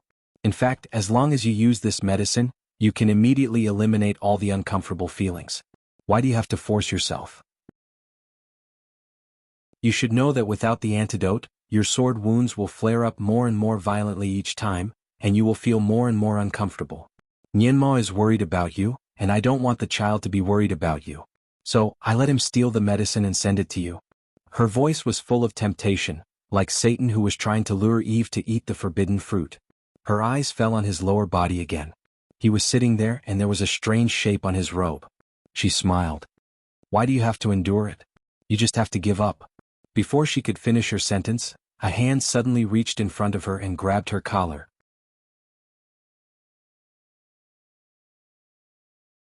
Chapter 1643. In the next moment, there was a blur in front of her eyes as her entire body flew up and fell into his arms. His movements were too fast, so fast that Imo didn't even have time to react. Or perhaps she didn't even think that he would do this. By the time she reacted, she was already in his warm embrace. She was shocked and angry as she raised both her arms and slapped his chest. He actually dared to take advantage of her. With her current martial arts, no one could take advantage of her. She had used all of her strength when she raised her palms. If Shinjuli was hit by her, she was afraid that he would immediately fly out of the courtyard. But she had clearly underestimated Shinjuli's martial arts. As soon as her palms moved, they were caught by him. Taking advantage of the momentum, he locked them above her head and then flipped her over to press her down. His body was burning hot, but her body was slightly cold. The cold and the hot intertwined like the positive and negative poles of a magnet, tightly entwined together. Imo simply couldn't believe what was happening in front of her. She was actually being restrained by him while he was still heavily injured.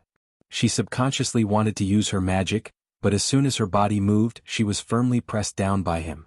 There was an inexplicable power in his body that enveloped her entire body, making it impossible for her to use her magic. Her hands were being restrained, so she steeled her heart and wanted to raise her leg to kick, but her legs were also being restrained by him, so she couldn't use any strength. His hot body pressed down on her body, making her heart beat wildly. His arms were tightly wrapped around her and there was a faint red light in his eyes. Actually, there is another kind of antidote. He reached out his finger and pressed it against her soft lips. Shuema, do you want to know what the other kind of antidote is? Shuema, he no longer called her Imo but Shuema. This name seemed to have been lost for a long time. When he called out this name, it seemed to have a burning pain, making Amo's eyes suddenly turn dark. Shinjuli, this lord is not. She subconsciously wanted to deny this name as if this name was a scourge that wanted to drag her into the abyss. However, before she could finish her explanation, his lips had already pressed down on hers. His fiery lips invaded her slightly cold lips. She suddenly widened her eyes and fiercely wanted to bite him, but his kiss was very skillful. She couldn't bite him at all. Instead, his lips and tongue invaded her mouth even more fiercely. His kiss was filled with a kind of violence and passion that she hadn't felt in a long time. It was as if he wanted to swallow her whole, making her almost unable to breathe. When Shinjuli first kissed her like this, it was actually more of a punishment than anything else. But once he hugged this body that he had been longing for day and night, his longing overwhelmed him and drowned him. Coupled with the effects of the medicine from the sword wound, now that he had her under his body, his desire burned like a raging fire. In this world, the only thing he wanted was her. The only thing he longed for was her. After searching for her for so long, he had missed her in his dreams and soul for so long. He longed for her so much that his soul ached. The moment he saw her for the first time, he wanted to hold her tightly in his arms to relieve the pain of missing her. However, he knew that that wouldn't do. He wanted to respect her and he wanted to use his charm to get her back. He wanted to take it step by step and truly move her before making love with her. For the past month, when he was with her, he had been controlling himself again and again. He controlled his desire to hug her and kiss her. God knows how hard it was to see the person he loved in front of him, but he couldn't hug or kiss her. He never thought that she would actually challenge his bottom line again and again.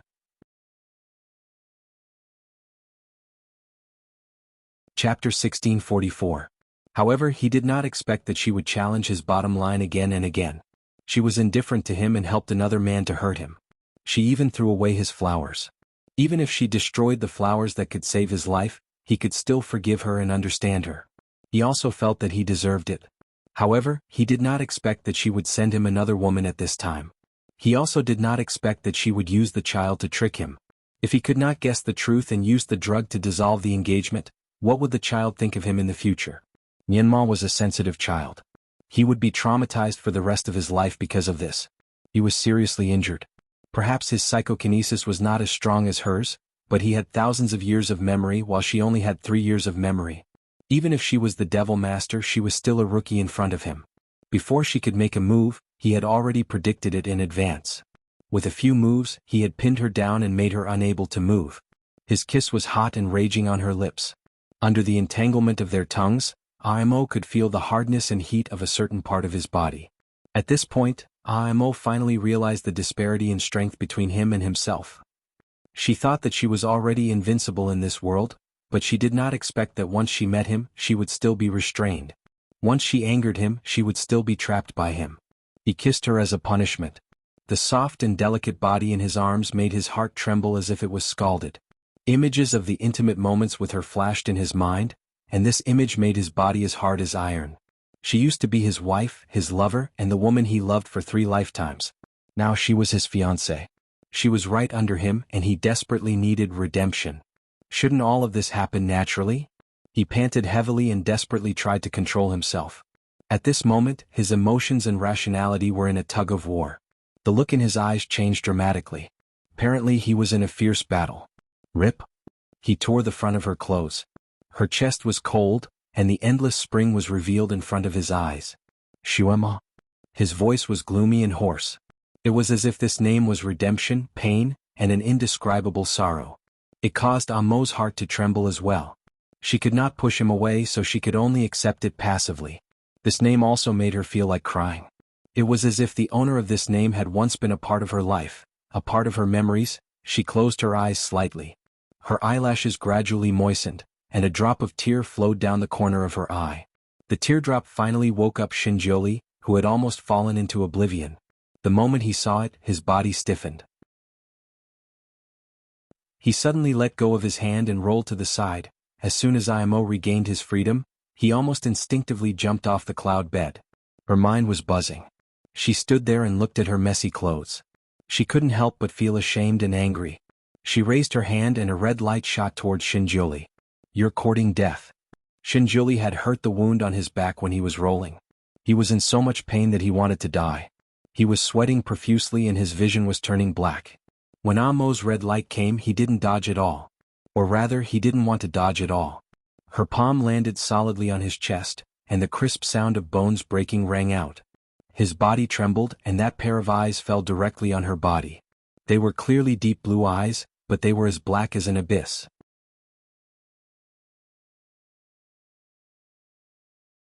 Chapter 1645. He did not say a word. He just looked at her and then slowly closed his eyes. After Imo hit him, she did not expect to hit him. She stood there in a daze. The way he looked at her made her heart sink. There seemed to be an inexplicable string in the depths of her heart. There was a suffocating pain in her heart. She wanted to turn around and leave after hitting him, but her feet seemed to be tied by something. She could not move for a while. Shinjuli, this is a lesson for taking advantage of me. Her voice was full of hatred. He did not move. Shinjuli, if it were not for Nianma, I would have killed you immediately. He still did not move. Shinjuli, don't play dead. Let me tell you, it is useless to play dead. I will not fall for it.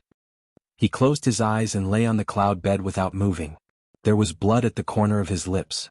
It was bright red. Who would be hurt by the sight? Amo's eyes darkened. She took a light breath and suddenly turned around to leave. She quickly walked out of the house where she almost lost her virginity. This person dared to take advantage of her. Even if she really killed him, he deserved it. He deserved to die. He deserved to die. He deserved to die. This sentence kept popping up in her mind, and her domineering aura leaked out. However, her footsteps were getting slower and slower. She did not know why, but when she thought of the words "he is dead," her heart felt like it was being stabbed by a knife. It was as if these words had hurt her and made her live a life worse than death. When she reached the door of the courtyard, she finally stopped. It was as if there was a lead ball tied to her feet. She could not move anymore. The wound on his back, the blood at the corner of his lips, and his eyes that were as deep as the abyss. She could not help but clench her fists tightly. If he really died here, just when she thought of this, she seemed to have noticed something. She looked up and narrowed her eyes slightly. Shen Yinma's small body emerged from the other side of the road and was running in this direction. Although his two calves were short, he was not slow at all. He was probably using all his strength. He was indeed a smart child. He had finished the homework that his father had given him in such a short time. He had memorized the article on the response of the Tao by heart. He had come here to show off to his father and take a look at his father's injuries to see if he had recovered. Just as he ran to the door, a red figure suddenly blocked his way. He was shocked and couldn't stop in time, so he crashed into the arms of the red-clothed man. He shook his head and looked up in confusion. Then he shrunk back. Mother? He felt a little guilty. Imo looked down at him, her face expressionless. Little brat, why are you running? Mother, Nianma is here to see father. After he finished his sentence, he was a little surprised. Mother, why are you here? He suddenly thought of something and his eyes lit up. Mother, you're also worried about father, so you came to see him, right? You're willing to treat him? His eyes were full of pure joy. His little face smiled like a flower, which made Amo's heart ache again. She took a light breath and patted Nianma's head. Well, I have to see your father and treat him. I can't disturb you. You go play in the garden first. I will find you later. Okay. Shen Nianma did not suspect anything. He pulled Amo's sleeve again. Mother, you must treat father. Father will be very happy.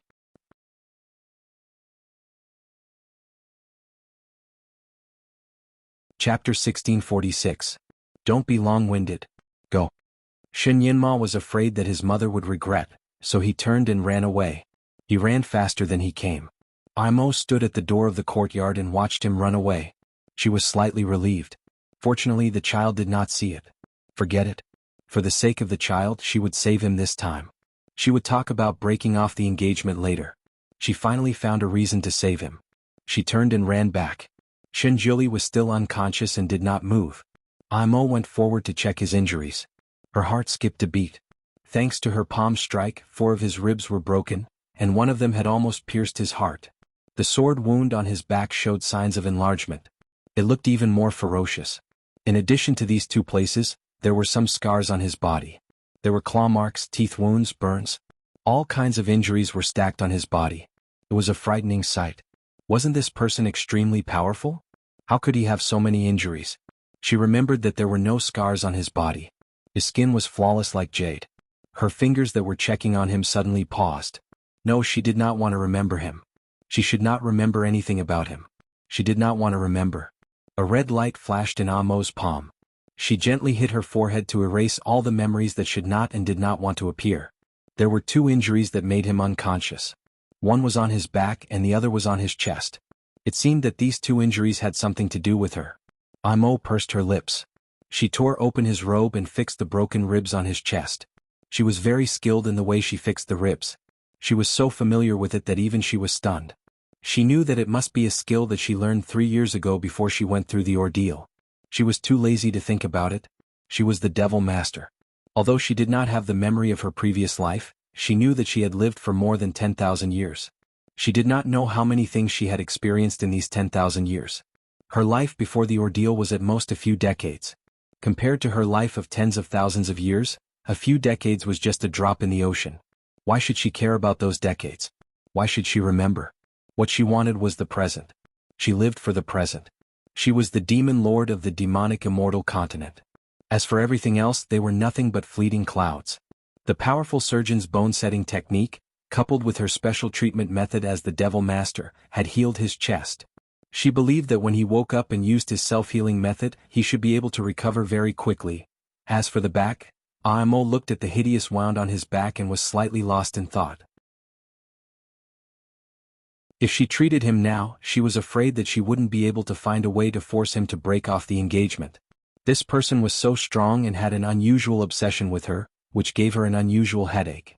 Needless to say, the Shuema he mentioned was the name of the person she had transformed into before she went through the calamity. That person might not be the real her, but her incarnation. She felt that when he called her Shuema, even though she was in his eyes, his heart was filled with that incarnation.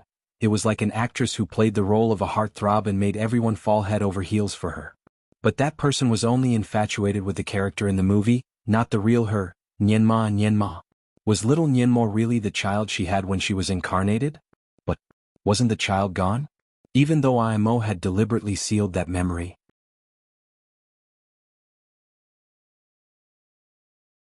Chapter 1647. Although Imo had deliberately sealed that memory, she still had a fragmentary impression of the loss of the child. It seemed that she had witnessed the moment of the miscarriage with her own eyes. This was the plot that she did not want to remember the most, but it was also the one that left the deepest impression on her. Even if she could not remember the specific situation, she subconsciously knew that the child was gone. Although she did not know what happened between the incarnation and Shinjoli, the only thing she was sure of was that the memory was extremely unpleasant. It was extremely tragic. It was so tragic that when she just woke up from her ordeal, she forcibly used the most powerful spell to seal the memory. It was not easy to use the spell and she even had to pay a price. Since she had tried her best to erase the memory at that time, there was no need for her to remember it now. She would only torture herself. Nienma, do you miss Shuema? Ah. Unfortunately, that person was gone. Shuema would no longer exist in this world. Therefore, whether it was his search or his repentance, it was destined to be in vain. Now, she would not be fooled by him and plunge into his gentle trap again. She gathered her messy emotions and thought for a moment. Since she had promised Nienma that she would heal him, she could not break her promise. She especially could not break her promise to a child. She was really afraid of Shin Nienma's disappointed eyes. Shinjuli, you should thank God for giving you a good son, she murmured. Finally, she took out the antidote bottle and poured the antidote on his back. The unique antidote naturally had an immediate effect on the injury. After the medicine was applied, the injury no longer worsened. It even showed signs of recovery. After everything was done, she breathed a sigh of relief and got up. She did not want to stay for a moment longer and strode out. Not long after she walked out of the courtyard, she received a report from General Manager Himu. Devil Master, we have just received a call for help from the Monster Kingdom. It said that a mysterious person has recently arrived in the Monster Kingdom and assassinated the Monster King. The Monster King's wife has asked for help from the Devil Kingdom. Would you like to go and have a look? Imo frowned slightly. The Demon Realm and the Demon Realm were originally of the same breath and branch. That Demon King was still extremely respectful to her and was already considered her subordinate. Since he was killed, she naturally had to go and take a look.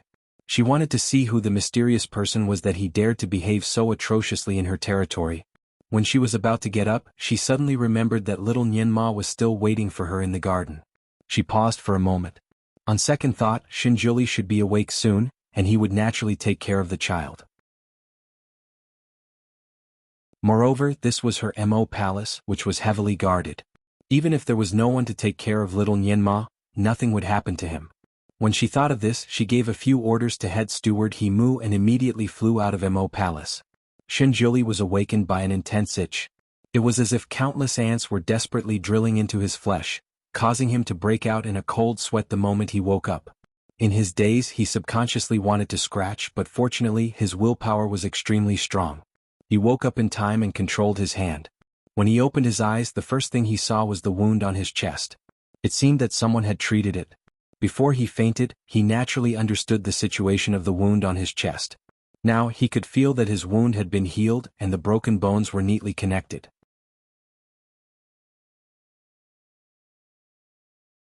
Chapter 1648. His heart skipped a beat. He placed his hand on his chest and closed his eyes, as if he was sensing something. After a while, he opened his eyes and a light flashed across his eyes. It was her. She had taken care of it for him.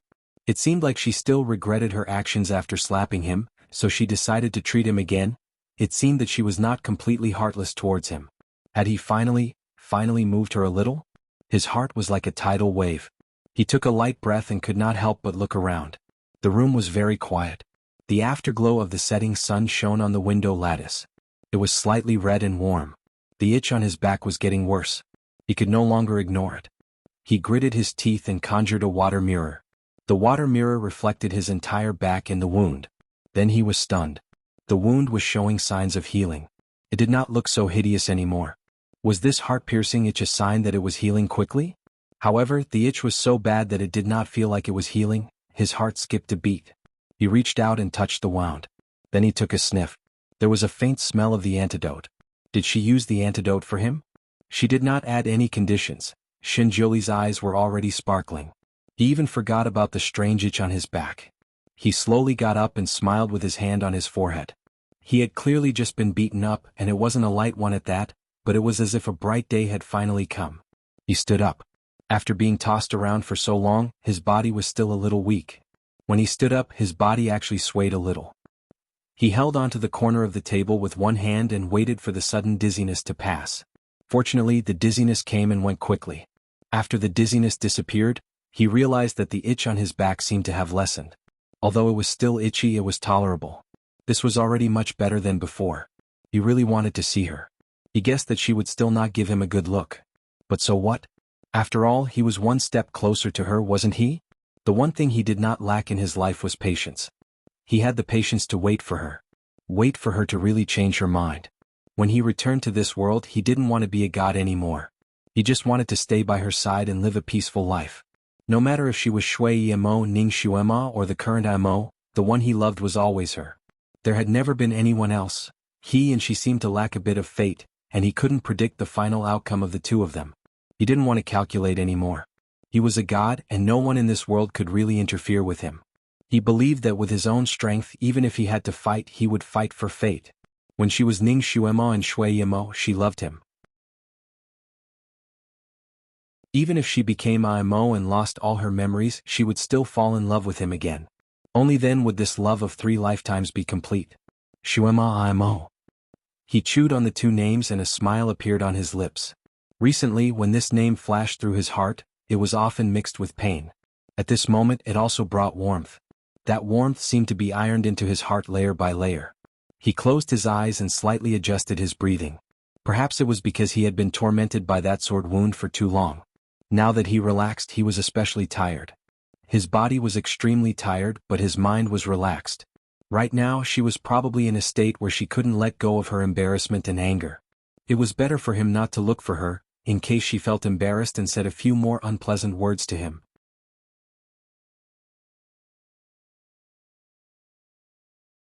Chapter 1649. Gu Shijio was probably in a state of anger and embarrassment. It was better for him not to look for her. He did not want her to embarrass herself and say something unpleasant to him. It was better for him to take a break and recover his energy. It would not be too late to see her the next day. Tomorrow. He should give her another kind of flower tomorrow. That kind of flower could only be found at night, and the guardian beast guarding the flower was particularly difficult to deal with. Therefore he had to rest well. He fell into a deep sleep. Ever since he was injured by the Zhutian sword, He had not had a good night's sleep. Now he could finally have a good night's sleep. He closed his eyes for a moment and went straight to hell. He originally planned to sleep for 2 hours, but he did not expect to have such a good sleep. When he woke up, it was already midnight. He hurriedly got up and walked out of the door. He looked at the stars outside and calculated the time. It was already early in the morning. After resting for a long time, he felt much better. The itchy feeling on his back had almost disappeared. If he did not pay attention, he would not be able to feel it. He looked at the flower in the courtyard again. It was indeed a very strong flower. In just half a day, it had already stretched out its branches and leaves. The slender and elegant flower swayed gently in the night wind, as if it was nodding to him in thanks. He breathed a sigh of relief and walked out of the courtyard. After thinking for a while, he waved his sleeve and covered the courtyard with a wizardry barrier. With this wizardry barrier, no one else could enter. Of course, the birds could not enter either. His precious flower, which he had painstakingly raised, would not be poisoned again. He stood outside Amo's bedroom. It was quiet as usual. She must have fallen asleep with little Nianma in her arms. Speaking of which, he was a little envious of little Nianma. He could lie in her arms and ask for comfort, hugs, and even received countless kisses from her. Unlike him, he could not control himself and kissed her once. He even got slapped by her. In fact, in the past month, he often did not sleep in the middle of the night like today. He stood in her courtyard for most of the night. Who was it that stood in the middle of the night? That was probably the true portrayal of him, right? Although he couldn't hold her or touch her during those days, as long as he thought of her resting with his son in the palace, he would feel a sense of security in his heart. It was no longer as empty and terrifying as it was when he was busy running around the heavenly gift continent a month ago. He looked at the sleeping quarters with a calm gaze. Starlight flickered in his eyes, outlining his white robe, making his figure look exceptionally tall and steady. Shuama, no matter what, I will never let you go again. Please don't push me away again, or at least push me gently. The mother and daughter always breathed very lightly when they slept, and she was used to setting up a boundary outside her bedroom, so even if he was outside her palace, he couldn't hear their breathing. It was the same this time. Her palace was quiet and there was no movement. He stood outside the palace for a moment before flying away. He had to hurry up and pluck the flowers or it would be too late. The demon palace had always been known for its extravagance. However, no matter how luxurious the palace was, it was no longer as luxurious as it used to be. Blood and corpses were everywhere, indicating that there had just been a massacre. When Imo arrived outside the palace, this was the scene he saw. There were broken limbs and broken bodies everywhere, and blood was everywhere. The scene made Imo's pupils shrink slightly.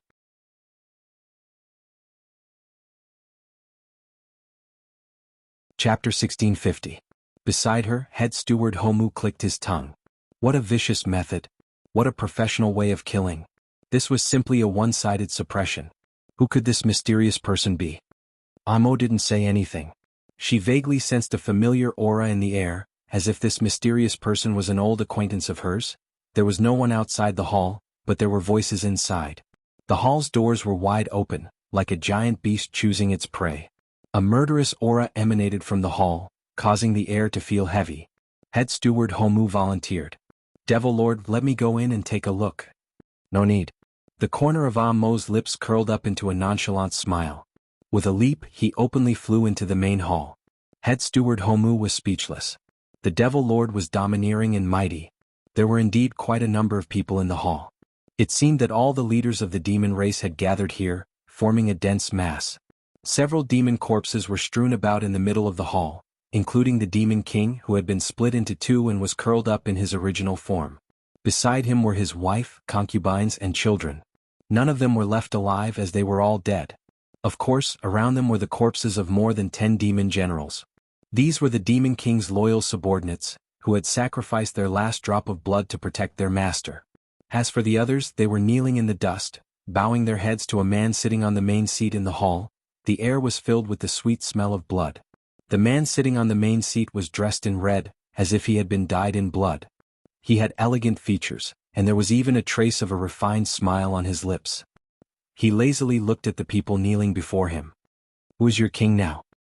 His voice was as magnetic as a cello, pleasant to the ear. Who would have thought that the owner of this voice was a demon who killed people like cutting grass? When he asked this question, the demon king was still alive and under the protection of the guards. Now that he asked this question again, if they answered incorrectly, they would naturally die like the Demon King. The demon race had been in chaos these few years. Whoever had the hardest fist could become the Demon King. In just 100 years, the Demon King was like a crop of chives, cut and replaced. The current demon realm was just like the 5 dynasties and 10 kingdoms. The Demon Kings changed frequently, even more frequently than women changed clothes. The Demon King that had just died had only been in power for 5 years. It was normal for him to be PS'd by a newbie. Therefore, the leaders of the demon clan were very sensible. They immediately kowtowed and said, "Congratulations, Your Majesty, on becoming the Demon King." It was rare for the shouts to be so uniform. The red-clothed man pursed his lips and smiled. Just as he was about to open his mouth to say something, he suddenly saw a woman flying in from outside the hall. It was as if he had been struck by lightning. He abruptly stood up and blurted out, "Momo?" Amo's red robes danced in the wind as he floated in the air. He looked down at the red-clothed man with an indecipherable expression. "You recognize me?" The red-robed man was naturally Shui Yilan. He had succeeded in his tribulation, and when he woke up, he was already on this continent. The past was like smoke passing through his mind. He finally remembered that he was once the strongest demon king in the world. He had once led the people of the demon realm to fight against the immortal realm, and killed the people of the immortal realm until they pissed their pants.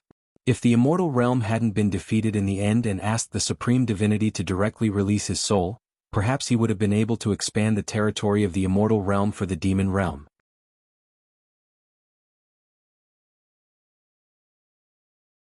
Chapter 1651. He sat at the place where he was reborn and felt like a lifetime had passed. He sat in the same place for 4 hours before he could sort out his thoughts. Supreme Divinity. Supreme Divinity. When he fought with the Supreme Divinity, he didn't even see her face. He didn't even hear her voice before she died under his sword. Now that he thought about it, he really couldn't accept it. The Supreme Divinity was the ruler of heaven and earth. She usually didn't meddle in other people's business. She didn't know why she attacked him that time. She really gave him face. After he was reborn, he naturally didn't want to be muddle-headed anymore. First, he tried every possible way to find out about the Supreme Divinity's whereabouts. Only then did he know that she had immortalized tens of thousands of years ago. Now, the ruler of this continent was a devil master called Imo. Shui Yilan naturally knew about this devil master. Tens of thousands of years ago, when he was still a little demon, he had heard of her name. In the 6 realms, no matter which realm it was, they all believed in a spiritual leader. For example, the human realm, immortal realm, and ghost realm believed in the Supreme Divinity. The demon realm, devil realm, and beast realm believed in the devil master. The Supreme Divinity was an ancient god, so the devil master was naturally an ancient devil. These two wouldn't appear once in a few hundred years. They couldn't be more mysterious. Although Shui Yilan had heard of the devil master, he had never seen her before. He only vaguely heard that she was a little girl who didn't grow up. Her name had the word Mo in it, but he didn't know anything else. Now that he was reborn and heard about this devil master, he had a strange feeling in his heart. He had a trace of suspicion about this devil master's identity. He really wanted to see this devil master, but the place where the devil master lived was not a place where he, who had no identity, could go. Besides, if the devil master was really the person he suspected, he also didn't want to see her without any status.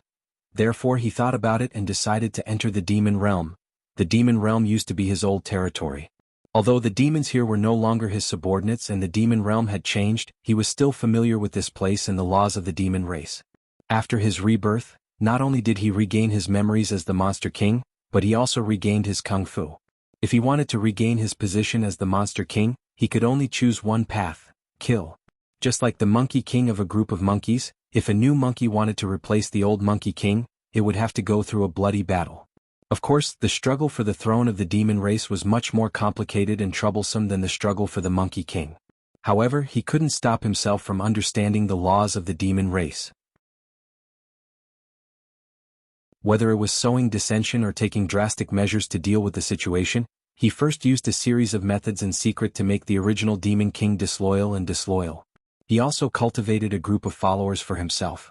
When the time was right, he brought people in and caught the original Demon King off guard. Strength was the most important thing in the demon realm. As a Demon King, he naturally had some skills. According to the laws of the Yao clan, in order to take over the position of Yao King, one had to oust the original Yao King. Shui Yilan naturally wanted to fight the Yao King alone. Unfortunately, Shui Yilan's kung fu was too strong. The original Demon King wasn't his opponent at all and died under his sword. There was an unwritten rule in the demon realm. Once a new Demon King took over the position of Yao King, the first thing he had to do was to kill the original Demon King's family.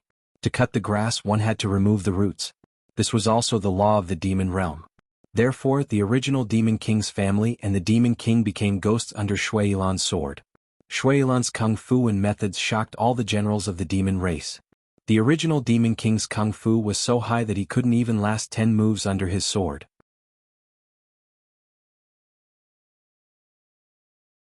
Chapter 1652. Shui Yilan's thunderous martial arts and methods shocked all the generals.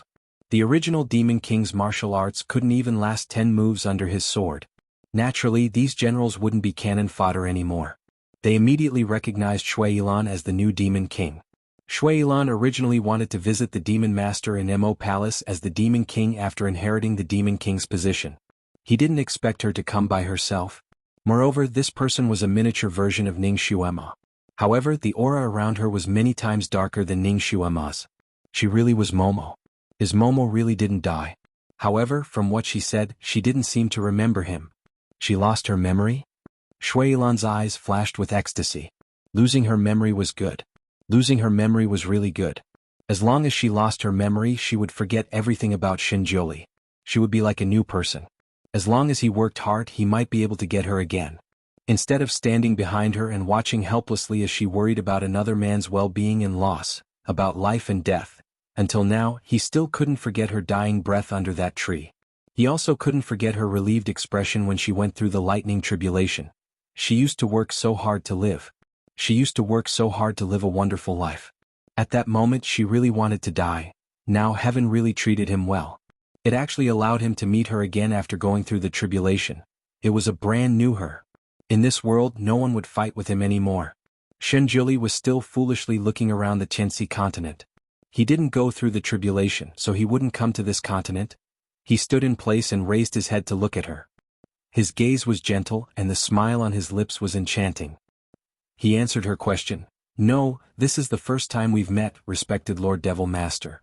His tone was slightly raised, and his voice was magnetic and seductive, causing the demonesses in the hall to almost scream for him.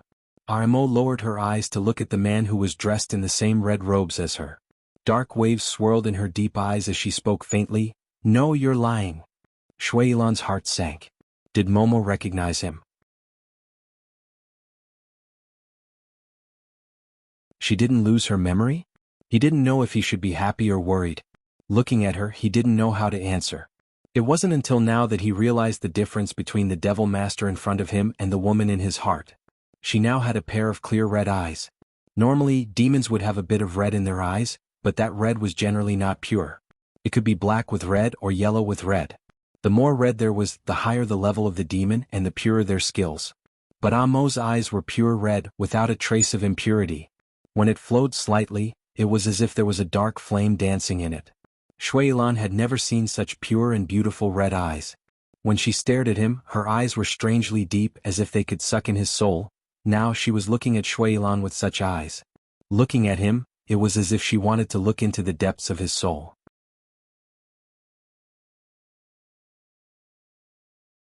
Chapter 1653.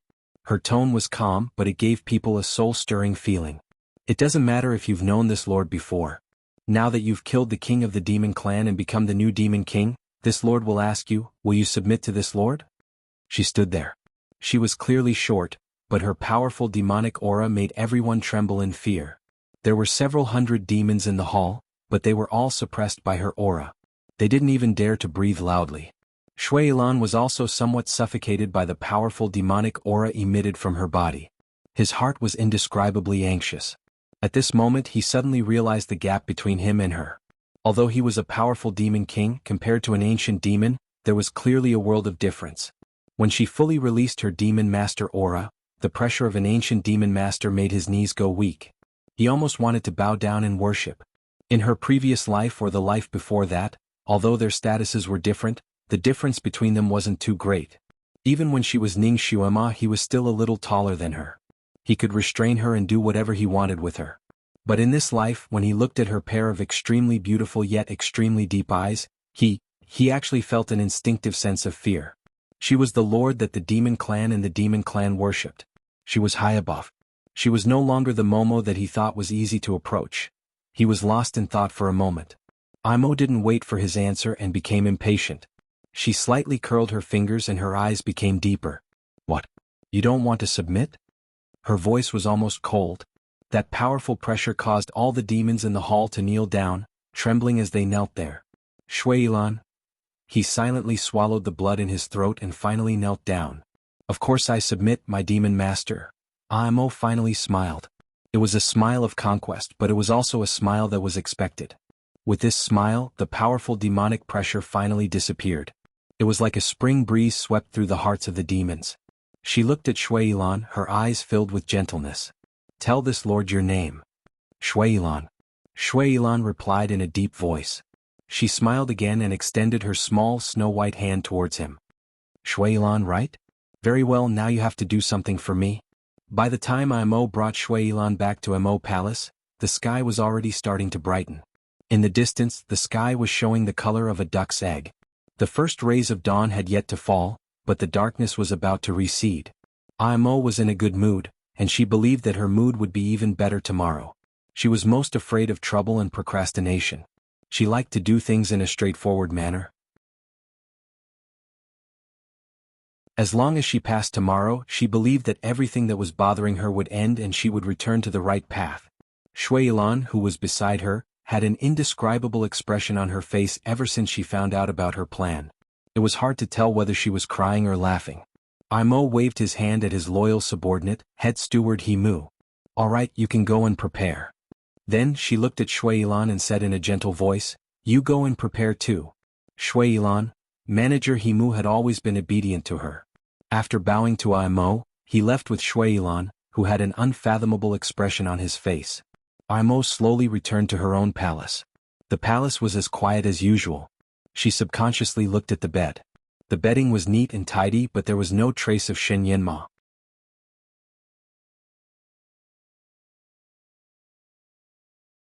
Chapter 1654. She closed her eyes slightly and walked out again. In the blink of an eye, she appeared in front of the door of the courtyard next door. There was a wizardry barrier in the courtyard.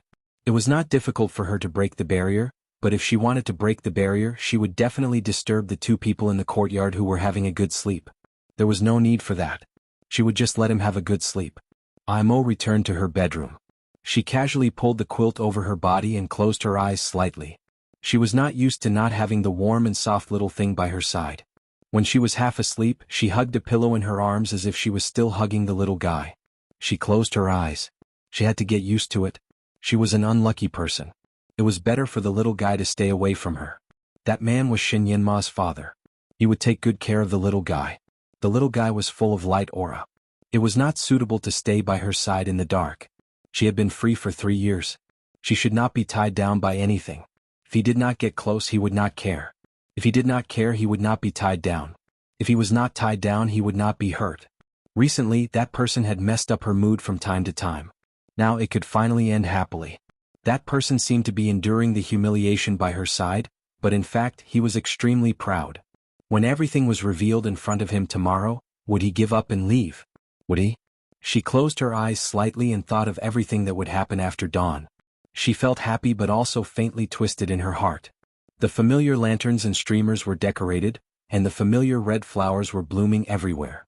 When Shinjuli returned to Imo Palace, he staggered slightly when he saw all the decorations in the side hall. He was not unfamiliar with such decorations. He had seen it thousands of times in his life. Imo Palace was holding a wedding. Naturally, he was not narcissistic enough to think that Imo would give him a surprise. She decorated the wedding hall to marry him. Moreover, the wedding hall did not conform to the standards of a real marriage for a real devil lord. It was more like a custom for a rich family to marry a concubine. He stopped in the air and looked down at everything with a pale face. His eyes were frighteningly deep. No one could guess what was on his mind at this time. General Manager Himu was the first to notice Shinjuli. He hurriedly flew over to greet him. Mr. Ever since Shinjuli moved in as the fiancé of the Devil Master, the Devil Clan had been addressing him as Mr. Shinjuli nodded slightly without saying anything. Manager Himu was also speechless. He thought that Shinjuli would angrily ask who was the organizer of the wedding. He thought that Shinjuli would ask him directly, but he didn't expect that Shinjuli would remain silent. This wasn't in line with the script they had rehearsed. Since he didn't ask, head steward Himu could only brace himself and answer, "Sir, the Devil Lord brought back an old friend yesterday. He fell in love with her at first sight and wants to take her as his concubine. Of course, if you don't mind, sir, after the Devil Lord marries that person today, he will have her serve you tea." Manager Himu said all this in one breath. Under Shinjuli's gaze he felt a bit of pressure.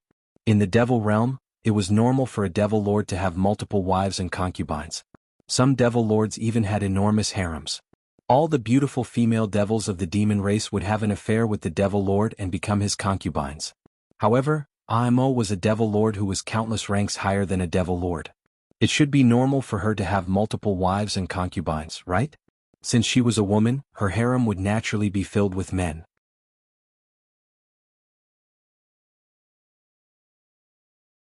Chapter 1655. Manager Himu felt that it was normal for the Devil Master to take in a concubine, not to mention that this was just a show. Head steward Himu tried his best to make himself look calm and puff out his chest a little, so as to make this play seem more real. Manager Himu didn't dare to look directly at Shinjuli. This person's aura was too strong, making even a demon like him who had been on the battlefield for a long time feel anxious. He was waiting for Shinjuli to ask the name of that concubine, so that he could say it openly. However, he didn't expect that Shinjuli would look down on him, giving Manager Himu the illusion that he was being looked down on by a god. His body couldn't help but stiffen. And Shinjuli's next words made him stiffen even more. Shinjuli only spat out 3 words. "Shuilan." "How did you know?" Manager Himu blurted out. He was too shocked. The demon race could be said to have a network of information spread throughout the 6 realms. No matter what happened in any realm, the demon realm would always be the first to receive the news.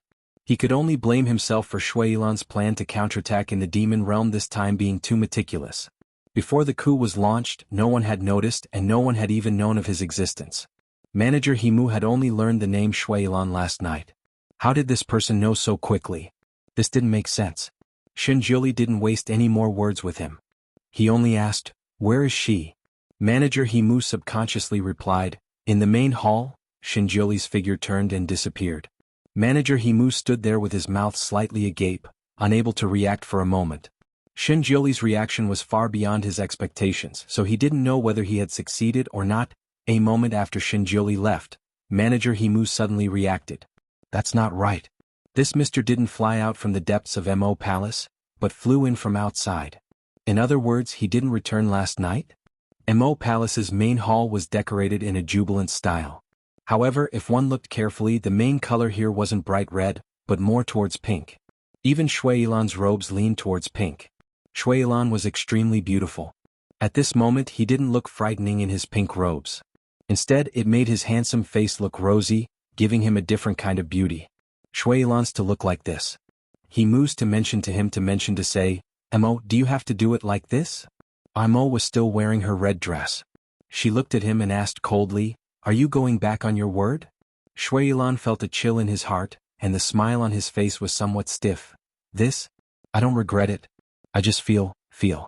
God, why did it feel weird for him to wear such a pink robe and sit here? To Julie, Shuilan never thought that he would have a day like this. Last night, when Shuilan proposed this condition to him, being struck by lightning wasn't enough to describe his feelings. Although this concubine wasn't really a concubine and was just a show for others to see, as a supporting character, Shuilan still felt like his 3 views had been ruined. However, when the Devil Master's might pressed down on him, he had no choice but to agree. Moreover, the Devil Master had promised him very generous conditions. As long as he successfully cooperated with her to complete this show and achieve the effect she wanted, she would allocate a large piece of land to the demonic beasts. She even said that she would give him 2 extremely beautiful demonic girls after the deed was done.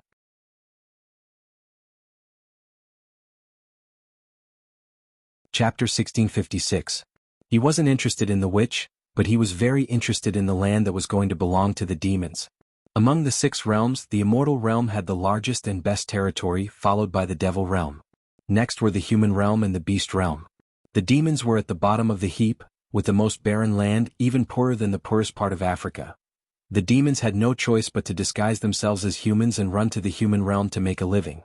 However, once they were recognized by the human realm sorcerers, they would be chased down and beaten, and killed by the sorcerers.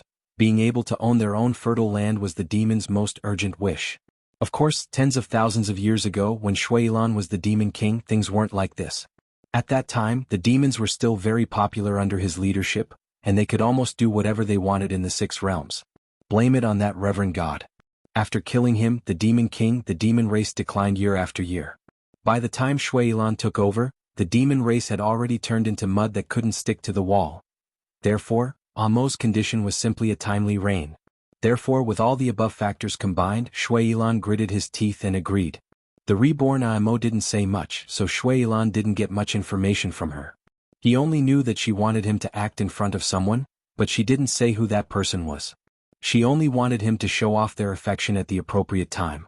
She didn't say much else, so Shuilan asked a few questions in a roundabout way, but he couldn't get anything out of her, so he simply stopped asking. Acting, he was good at it. He looked at Amo again, but saw that she was looking in a direction, slightly lost in thought. He didn't know what she was thinking, but there was a deathly stillness around her that made people not dare to talk to her. He looked at the lonely heaven character hanging in the middle of the wall and sighed softly. Even if he was taking in a concubine, this was too shabby. Just how perfunctory was Amo? There were a few dishes on the table, as well as a jug of wine and 2 wine glasses. The wine in the glasses was half warm. Amo and Shuilan sat on either side of the table, each holding a glass of wine. Shuilan expressed that he didn't quite understand the procedure of taking a concubine in the demon realm. Didn't taking a concubine need to bow to the heavens and earth? Taking a concubine only required one person to drink a cup of wine? Just as he was about to ask, the light at the door suddenly dimmed and a person slowly walked in. Shuilan's mouth was a little dry from waiting. He picked up the glass of wine to moisten his throat, but the moment he saw the person clearly, the wine glass in his hand slipped and fell to the ground. Clang! An exceptionally clear and loud sound rang out. He couldn't care less about these things. He stood up abruptly and looked at the person who had just walked in. Shinjoli.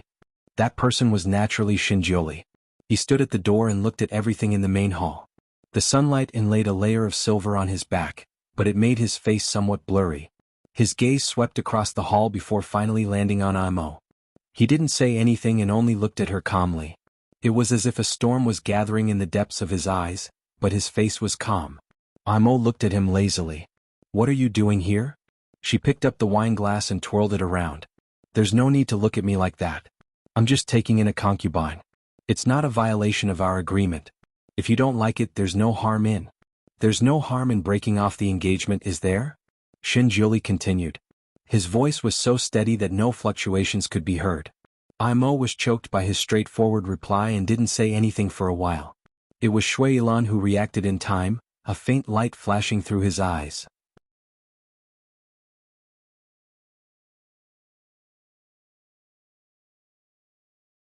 Chapter 1657. Shuilan raised his hand to grab Amo's small hand and smiled at Shinjuli. I didn't expect to meet you here. He didn't expect that the person Imo wanted him to put on an act for others to see was Shinjuli. If he knew it was him, even if Imo didn't mention those conditions, he would have agreed. Shuilan had suffered who knows how many times under Shinjuli's hands. Now that he had this rare opportunity, he naturally wanted to abuse him. Imo is the devil master and I am the devil king. Devils and demons are one family. As long as this king can stay by Momo's side, it doesn't matter even if I'm a concubine. Shuilan smiled flirtatiously and affectionately. He looked at Shinjuli. Don't worry, this king won't steal your position as the first wife for Momo's sake. Of course, if you're tactful enough to withdraw from the marriage, then this king will fight for the position of the first wife. As he spoke, he pulled Imo in his direction. However, they were separated by a table, so he could only hold one hand. Shinjuli's gaze fell on their intertwined hands. He narrowed his eyes and looked at Amo's face. His voice was still calm. In order to withdraw from the marriage with me, you're willing to ruin yourself like this? Amo's expression changed slightly, but Shuilan was angry. He was a dignified devil king. Now that he was reduced to the devil master's concubine, he was the one who was ruined, alright? How could he say that Momo was ruined? He turned around and fluttered like a butterfly to Amo's side. He reached out to grab her slender waist and looked at Shinjuli provocatively. What do you mean ruined? Momo and I are in love with each other.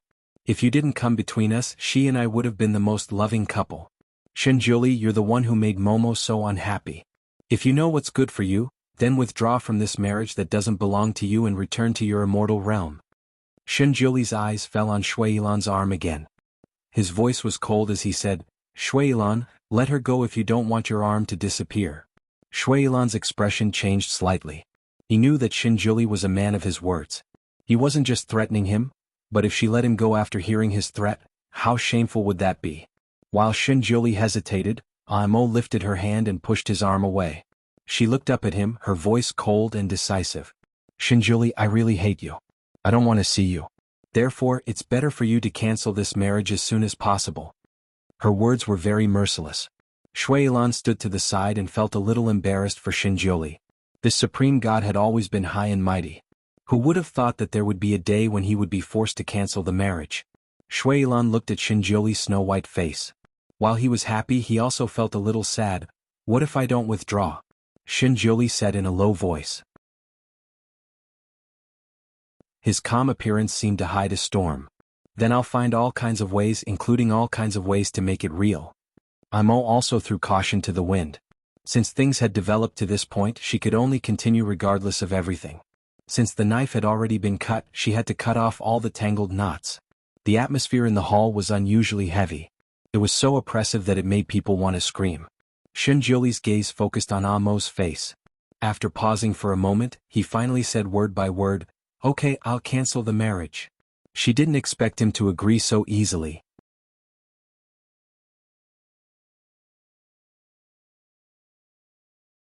Chapter 1658. She did not expect him to agree so readily. Amo's expression went blank for a moment. He paused for a moment before saying, okay? His voice was a little flat. When he said the last word, he finally raised his eyebrows a little and there was a hint of joy in his voice. After the successful engagement on the high platform, Shinjuli and Imo each had a light red thin line on their wrists. It was like the red line of the moon god. When Shinjuli said, I will cancel the engagement, the thin line automatically broke and flashed in the air and disappeared. Once this thing disappeared, their engagement was automatically cancelled. From then on, he would no longer be her fiancé and he would have nothing to do with her. Imo looked at her wrist quietly. It was as smooth as before, and there was no longer anything that made her feel like she was imprisoned.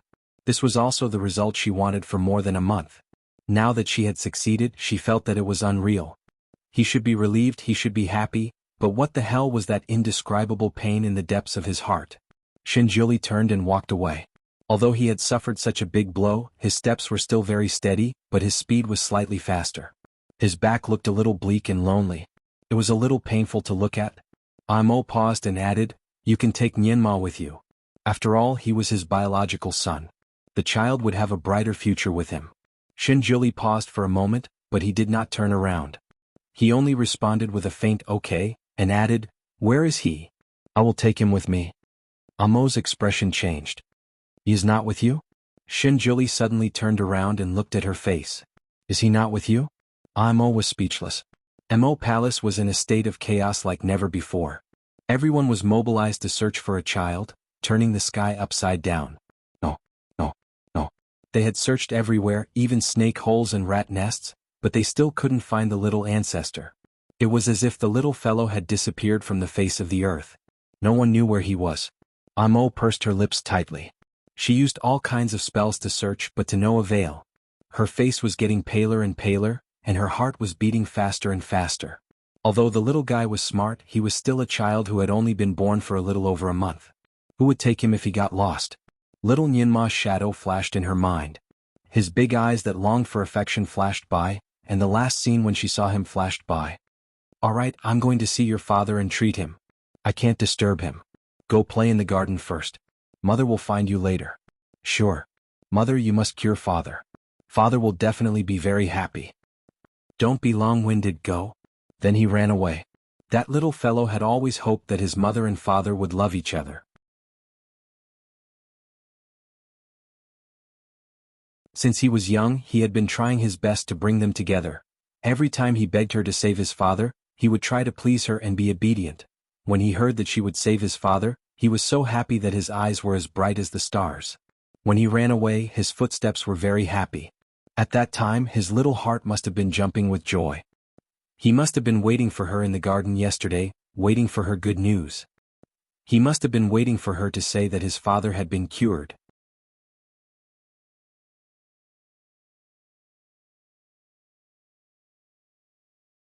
Chapter 1659. He was an impatient child, so he must be waiting anxiously for her. Imo could almost see the way the child was eagerly waiting for her. Her heart felt like a pot of boiling water was boiling in her heart. She did not feel anything when the child was around, but now that he was missing, she knew that the world was falling apart. Her brain was buzzing and her hands and feet were cold. All kinds of images of the child being kidnapped and abused flashed through her mind.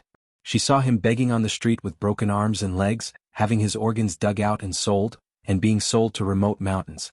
She did not know where these images came from. The more she thought about it, the more panicked she became. She seemed to hear little Nianma crying for his parents. Her heart was in pain as if it was being squeezed by an invisible hand. It was so tight that she could not breathe. Nianma, Nianma, nothing must happen to you. Her footsteps were getting more and more hurried. She went to the garden, the study room, and the bedroom. Gu Shijio had checked every single place that little Nianma frequented, but she could not find any trace of him. People were like this. The more they could not find anything, the more they would want to search again and again. Although they knew that there was no result, they could not control their footsteps. She ran to the garden again. She had asked little Nianma to wait in the garden. The security of the Mo Palace was so tight, and little Nianma was harmless to anyone. How could he go missing? How could he go missing? She ran too fast and tripped on something. Suddenly, she staggered a few steps forward and directly fell into someone's arms. A faint fragrance like the Buddha lotus entered her nose. Amo's body stiffened, but the person had already held her and stepped back silently to keep a distance from her. Amo secretly took a breath and looked at the person who was checking something not far away. Did you find anything? Her voice was unconsciously trembling. No. Shinjuli only answered her with 2 words. His expression was very cold. It seemed that he treated her like a stranger after he broke off the engagement. Just now, when they were in a hurry to search, they met a few times, but he did not talk to her and just hurriedly passed by. Imo closed her eyes slightly and tried to calm herself down. She didn't say anything else and began to search the surroundings. Little Nianma was very active, and his scent was everywhere in the garden. Therefore, it was impossible to find him with just his scent alone. She could only make inferences based on what she knew and everything around her. She asked little Nianma to wait in the garden. Although the boy was naughty, he was a man of his words. Since he promised to wait here, he would wait in the garden. Even if she didn't get impatient, he could only run back to Shinjuli's courtyard to look for her and visit his father. According to the kid's patience, he could probably wait for 2 hours. Amo's gaze fell on Shinjuli. When did you leave Mo Palace? I didn't see him before I left Mo Palace? Midnight. I haven't, Shinjuli answered succinctly. Amo's heart sank. Shinjuli had left so late, yet that little fellow had not come to his courtyard to look for him. This meant that something had happened to him long ago. His disappearance was most likely in the garden, or on the way to Shinjuli's courtyard. Regardless of whether it was in the garden or on the way, it was a very safe place. Logically speaking, it was impossible for him to be lost. Could it be that an outsider had sneaked in and kidnapped him?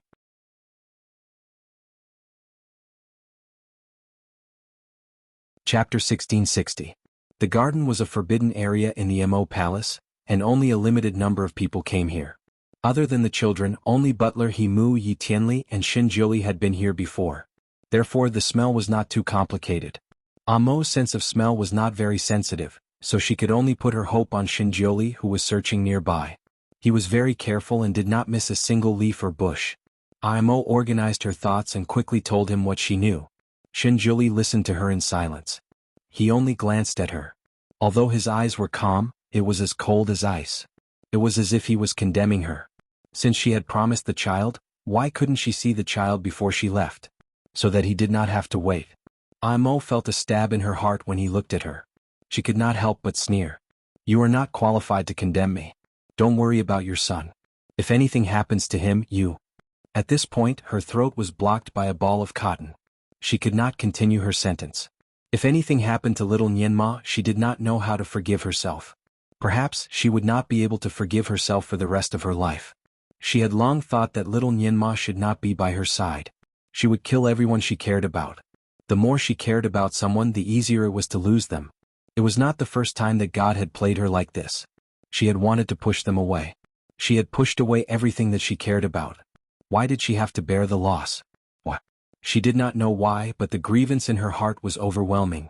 It made her nose sour and her throat tight. She stood in the same spot with her eyes lowered. Her fingers were cold, and suddenly her wrist tightened. Her small hand was held by someone. The big hand was warm and completely covered her cold little hand. Don't be afraid. Nianma will be fine. The voice was as calm as usual. Imo suddenly raised her head and looked into a pair of deep blue eyes. The eyes were as calm as water, but there was a kind of power that could calm people's hearts. It silently comforted her heart, which was already extremely panicked. At this moment she was like a hedgehog that would prick anyone she saw. She looked extremely sharp, but in fact she was very afraid. She seemed to have experienced this feeling before, and it left a deep impression on her. She wished she could suppress it into the deepest recesses of her memory, never wanting to taste it again. But she didn't expect that she would experience it all over again. That feeling of hopelessness, helplessness, anxiety, and fear haunted her like a nightmare, making it hard for her to breathe. At this moment she was no longer the high and mighty demon master, but a mother who had lost her child. She vaguely remembered how she felt when she had a miscarriage. She couldn't keep the thing she cared about the most. She could only watch it disappear. No one helped her. At that time no one helped her. She prayed to all the gods and Buddhas, but no one extended a helping hand to her to save her child. Humans were like this. When they had once suffered a deep pain, both their body and heart would be extremely sensitive to this kind of pain. Once they suffered a similar kind of pain again, they would lose their minds. His behavior was far from his usual standard. Just like now, it was as if she had been sent into a nightmare that she could not wake up from. Her back was straight, but her little face was terrifyingly pale. She bit her lips so hard that she didn't even notice that the corner of her lips was bleeding. Her mind was blank and she almost could not think. Her whole body was standing on the edge of a cliff, with one foot hanging in the air. It seemed that she would fall at any time. Suddenly her body was pulled into a strong embrace, and a calm voice echoed in her ears. Don't be afraid, Shuima. Leave everything to me. I will find our child. Nianma will be fine.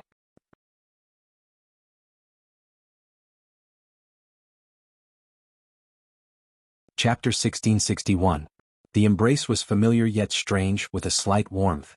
Amo's body stiffened, but she did not react. He had already let go of her and took a step back to look for clues. Amo stood in the same place. She could still feel the residual warmth of his embrace. The moment he let go of her, she felt cold and her heart seemed to be empty. Of course, this feeling was only for a moment and she quickly ignored it. It was a very short hug, but strangely, it had a soothing effect. Her panicked heart finally calmed down a little. After thinking for a moment, she wanted to continue looking along the way. Shinjioli, who was looking under a tree, suddenly picked up something from the grass on the ground and looked at it carefully under the sunlight. Imo instinctively felt that he had found something new. She could not help but move closer to him and look at his hand. It was a jade bead. It was very small and looked like one of the beads in a string. It was shining between Shinjioli's two fingers. Imo had a very good memory. She immediately said, "This is the jade bead string on Yi Tianli's wrist." Shinjioli glanced at her. She was very clear about the things that other men wore. However, this was not the time to look into these messy things. He put the bead near his nose and sniffed it. After a moment he said, "He was here yesterday." He could infer the time when the bead left the body based on the smell on it. He looked around and said, "Nianma's smell is the strongest here. There are no traces of a fight. If I am not wrong, Nianma was attacked from behind and taken away." Imo clenched her fingers and turned to leave without saying a word. She was going to cut Yi Tianli into pieces. When she was about to fly into the air, the directed audio spell suddenly lit up. She opened it and heard the report from General Manager He Mu. "Devil Master, the Celestial Emperor and hundreds of his subordinates are outside Mo Palace. They are asking to see you and Mr. He." What were they doing here? Imo was impatient. She was now in a hurry to find Yi Tianli and bring back the child. She did not have time to deal with the Celestial Emperor. She was about to say, No time, when her little hand was suddenly held by someone. Let's go and have a look. Shinjuli had always been fast. While Imo was still in a daze, he had already flown out of the palace with Shinjuli. Imo angrily said, I'm not in the mood to look at them. He wanted to pull his hand away. However, what Shinjuli said next made her stop in her tracks. If I am not mistaken, Nianma is in their hands. Imo. Shinjuli was a gentleman. He didn't take advantage of her. He let go of her hand and flew in front of her. Let's go. With a gust of wind, she had already overtaken him, flying even faster than Shinjuli. Shinjuli breathed a sigh of relief as he watched her leave in a hurry. Mother and child were connected by heart. No matter what, she still cared about her child. As long as, it was good that he still had something he cared about. A group of people stood outside the Mo palace.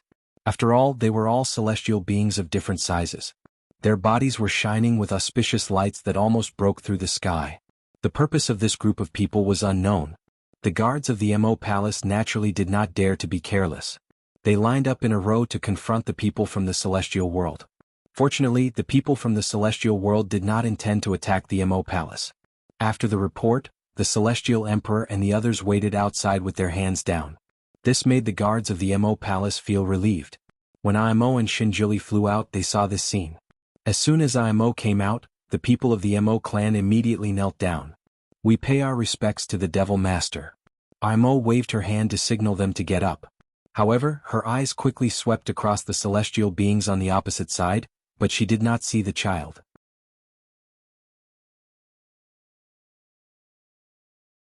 Chapter 1662.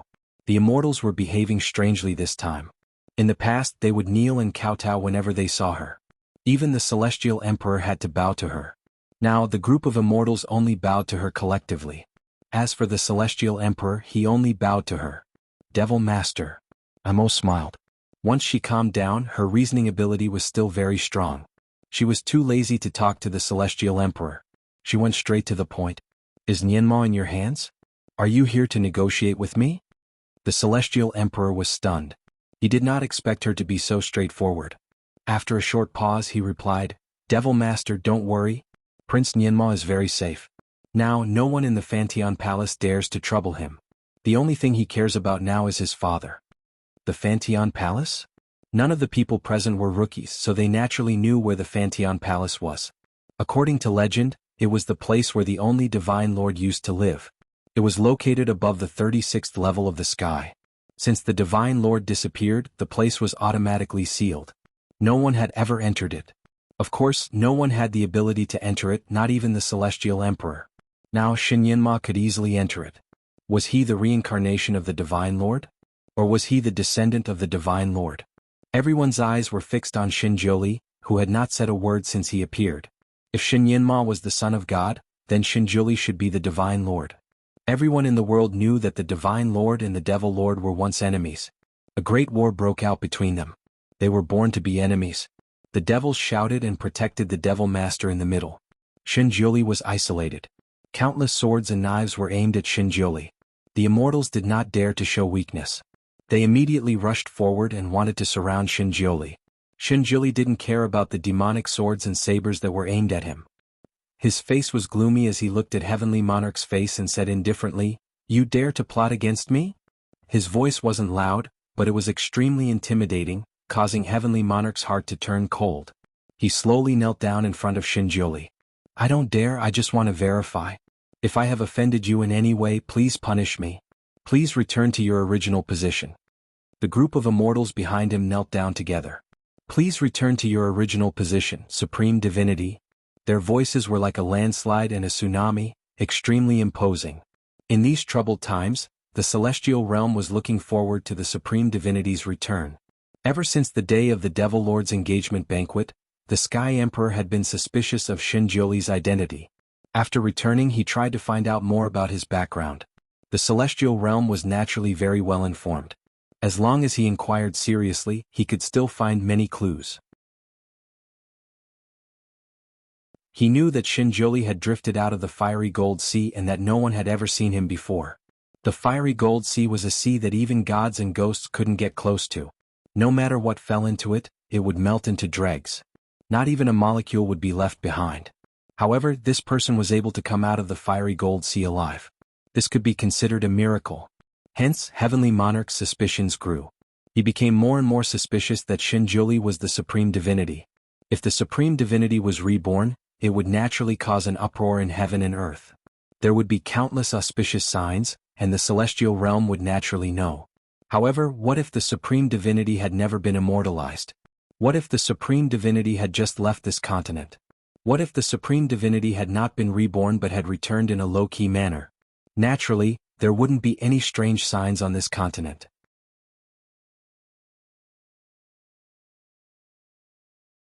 Chapter 1663.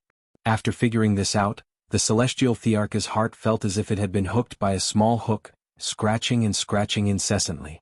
He was even more convinced that Shinjuli was the Divine Lord, but he did not know why he was unwilling to admit it. Of course, to be on the safe side, he still wanted to verify it a few more times. He thought of the Fanteon Palace that only those with the bloodline of God could enter.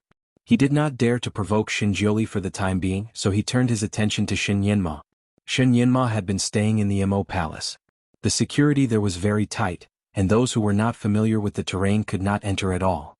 Therefore, the Celestial Emperor sent someone to find Yi Tianli, who was drinking in a corner of the world, and told him his speculation. This matter involved the safety of the entire Celestial Kingdom.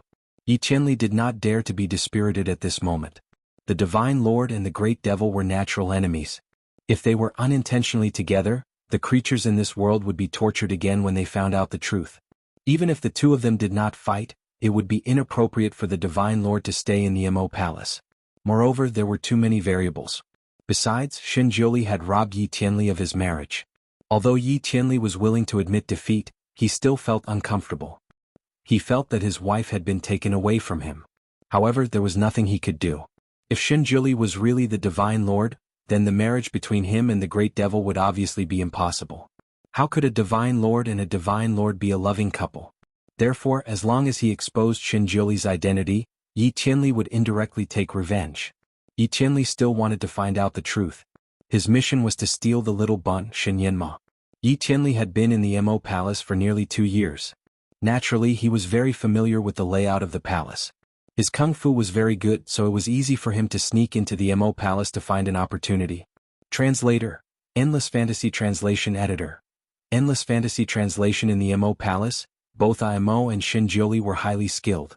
Shin Yinma almost never left their hands. Yi Tianli had been hiding in the Mo Palace for a few days, but he still could not find a chance. Coincidentally, Shinjuli was injured and recuperating in the house yesterday. Imo had to leave as well, so Shin Yinma was left alone in the garden.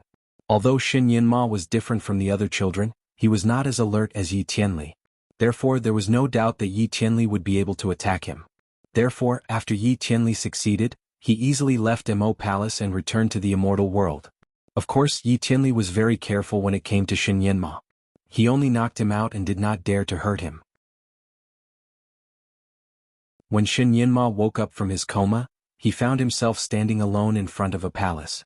The surroundings were quiet and there were no onlookers around. Shin Yinma did not know what had happened. He looked at the palace in confusion and vaguely felt that the palace was very familiar.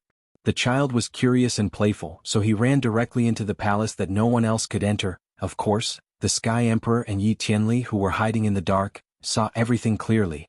At this time, the Sky Emperor and Yi Tianli basically had no doubts. Shinjuli, who suddenly appeared, was the legendary Divine Lord. The Divine Lord that they had been waiting for was already on this continent. He was also the fiancé of the Devil Lord.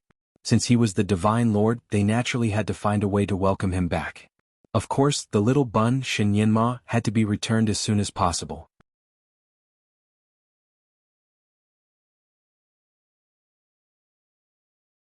Chapter 1664. After the first encounter, the Celestial Emperor and the rest knew that Shinjuli was not easy to talk to. If they did not send Shin Yinma back safely, he would immediately kill his way to the Celestial Kingdom. Therefore, the Celestial Emperor called for Shin Yinma to come out quickly and take him to find his father. However, he called for a long time, but there was no response from inside. The Celestial Emperor and the rest did not know how he was doing inside. After thinking of all kinds of ways to contact him, they finally heard Shin Yinma's faint crying. The little guy was calling for father and mother, and then he said that he could not find the way out. The Celestial Emperor and the rest of the Celestial Immortals could not enter, and the little bun could not get out. Both sides were anxious. The Celestial Emperor's original plan was quite good. He led a group of Celestial Immortals to the Mo Palace to pick up Shen Yanma. Even if the Divine Lord and the Great Devil were angry, they would not really punish them when they saw that the child was fine. He even thought of all kinds of words and made all kinds of preparations. He even specially picked an auspicious time. However, now that Shen Yanma was trapped in the Fantian Palace, the Celestial Emperor and the rest did not dare to delay too much. They immediately sent people to guard outside the Fantian Palace to talk to the little guy inside and calm him down. The Celestial Emperor led a group of officials to the Mo Palace to invite the Divine Lord. That was why the scene in the morning happened. The Celestial Emperor also went all out. He knelt in the dust and showed a posture of being ready to be punished. He briefly explained what happened. Shinjuli's face was pale. Since he came to this continent, there were always a variety of scattered images in his mind. They were all bits and pieces of the past on this continent. From then on, he knew that he used to belong to this world. He had always been a careful person. After a little inquiry on this continent, he knew the legend of the Celestial Devil. In his heart, he had already vaguely guessed who he was. He had always done things as he pleased. Even if he knew that he was probably the legendary Divine Lord, he did not intend to return to that position. He was Shinjuli now, and he would always be Shinjuli. He would never be the Divine Lord who was the enemy of the devil. He only wanted to get his woman back and live hand in hand with her in this world. As for the legendary Divine Lord who killed the devil and defended justice, who was kind to the world, fair, selfless, and merciful. What was that? Can it be eaten? What he did not expect was that the Celestial Emperor would use such a trick to force him to return to his position under the watchful eyes of the public. He even used little Nyenma as a hostage. The Celestial Emperor probably thought that as a supreme divinity, he would have to take care of his own identity and would not punish the people who welcomed him back to the celestial world. That was why he was so humble and kneeling in the dust to admit his guilt. Moreover, he made such a scene and revealed his identity as the supreme god in front of everyone. Not to mention that Imo already disliked him, even if he and Imo were in love now, after his identity was exposed, the demons of the devil realm would not allow him to stay in Imo Palace anymore. Who would be willing to let their enemy stay in their territory? At this moment, even if he did not admit his former identity, he was afraid that the people of the demon race would have scruples about him. The Heavenly Emperor really had a good plan. Shinjuli's eyes fell on the Celestial Emperor's head. His eyes were cold. Suddenly he curled his lips and smiled. Yunlang, do you know what the punishment for scheming against the Supreme Divinity is? Yunlang was the Dharma name of the Celestial Emperor of the Celestial Devil continent. It was also his secular name. No one dared to call this name directly for many years. Unexpectedly, Shinjuli called it out so easily. The turning point was coming. Ah.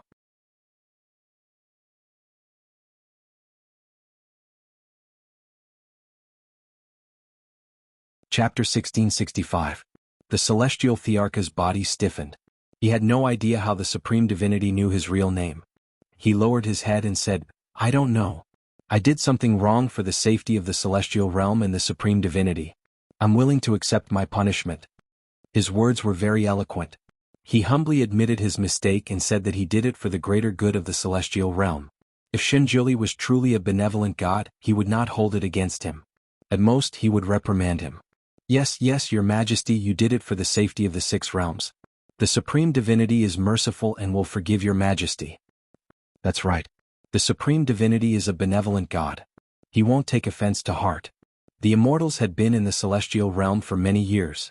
They were all old foxes. One by one they began to praise Shinjuli. These people seemed to be flattering Shinjuli, but they were implying that Shinjuli should be merciful as a divine lord. He should be magnanimous and not be calculative. If he were to be calculative, he would lose his godhood.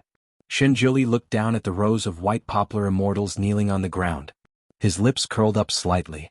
He did not say anything. Instead, he slowly walked toward the celestial arch. His aura made the kneeling immortals feel as if they were under heavy pressure. The Celestial Thearcha's expression changed drastically. He felt that he was in big trouble. However, he had already accepted his punishment. He could not take it back now. All he could do was wait. The Celestial Thearcha's heart almost jumped out of his chest when he saw the Supreme Divinity standing in front of him. The Supreme Divinity above his head spoke slowly. Those who go against the will of the celestial realm will either be caned 300 times or have their immortal power destroyed. Which one do you choose? The Celestial the Arch. As the supreme divinity of the celestial realm, he had to be beaten in public. The pain was one thing, but the humiliation was another. Supreme divinity. Supreme divinity is merciful. The celestial thearch's handsome face turned pale. That was the only thing left in his mind. Shinjuli said calmly, "It seems that you don't understand the word, supreme divinity. Then I'll learn my lesson. You receive 2 punishments?" This sentence blocked all of the celestial emperor's paths of retreat. In the end, the celestial the Arch chose the first option. Being caned 300 times was better than being crippled and becoming immortal, so he chose the first option.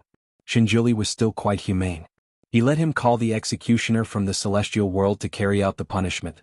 Of course, the other people in the celestial world and the devil crowd at the entrance of Mo Palace were the supervisors. Shinjuli did not stay to watch the execution. Before he left, he only said one sentence to the executioner: "Don't go easy on him, double the penalty." Then he glanced at the crowd around him and said, "Everyone, please be my witness." With Shinjuli's words and the execution in front of so many people, even if the executioner was given 8 times the courage, he would not dare to go easy on the execution. It was only at this moment that the immortals finally understood that this supreme god was not a benevolent supreme god. He was a vengeful person who would never be provoked. The rumors were wrong. Shinjuli no longer cared about the celestial the Arch who was being punished. He turned to look at Imo, who was surrounded by the devil crowd. Imo was also looking at him. Their eyes met and Imo suddenly smiled. She smiled and said, "Congratulations." So he was her archenemy from tens of thousands of years ago.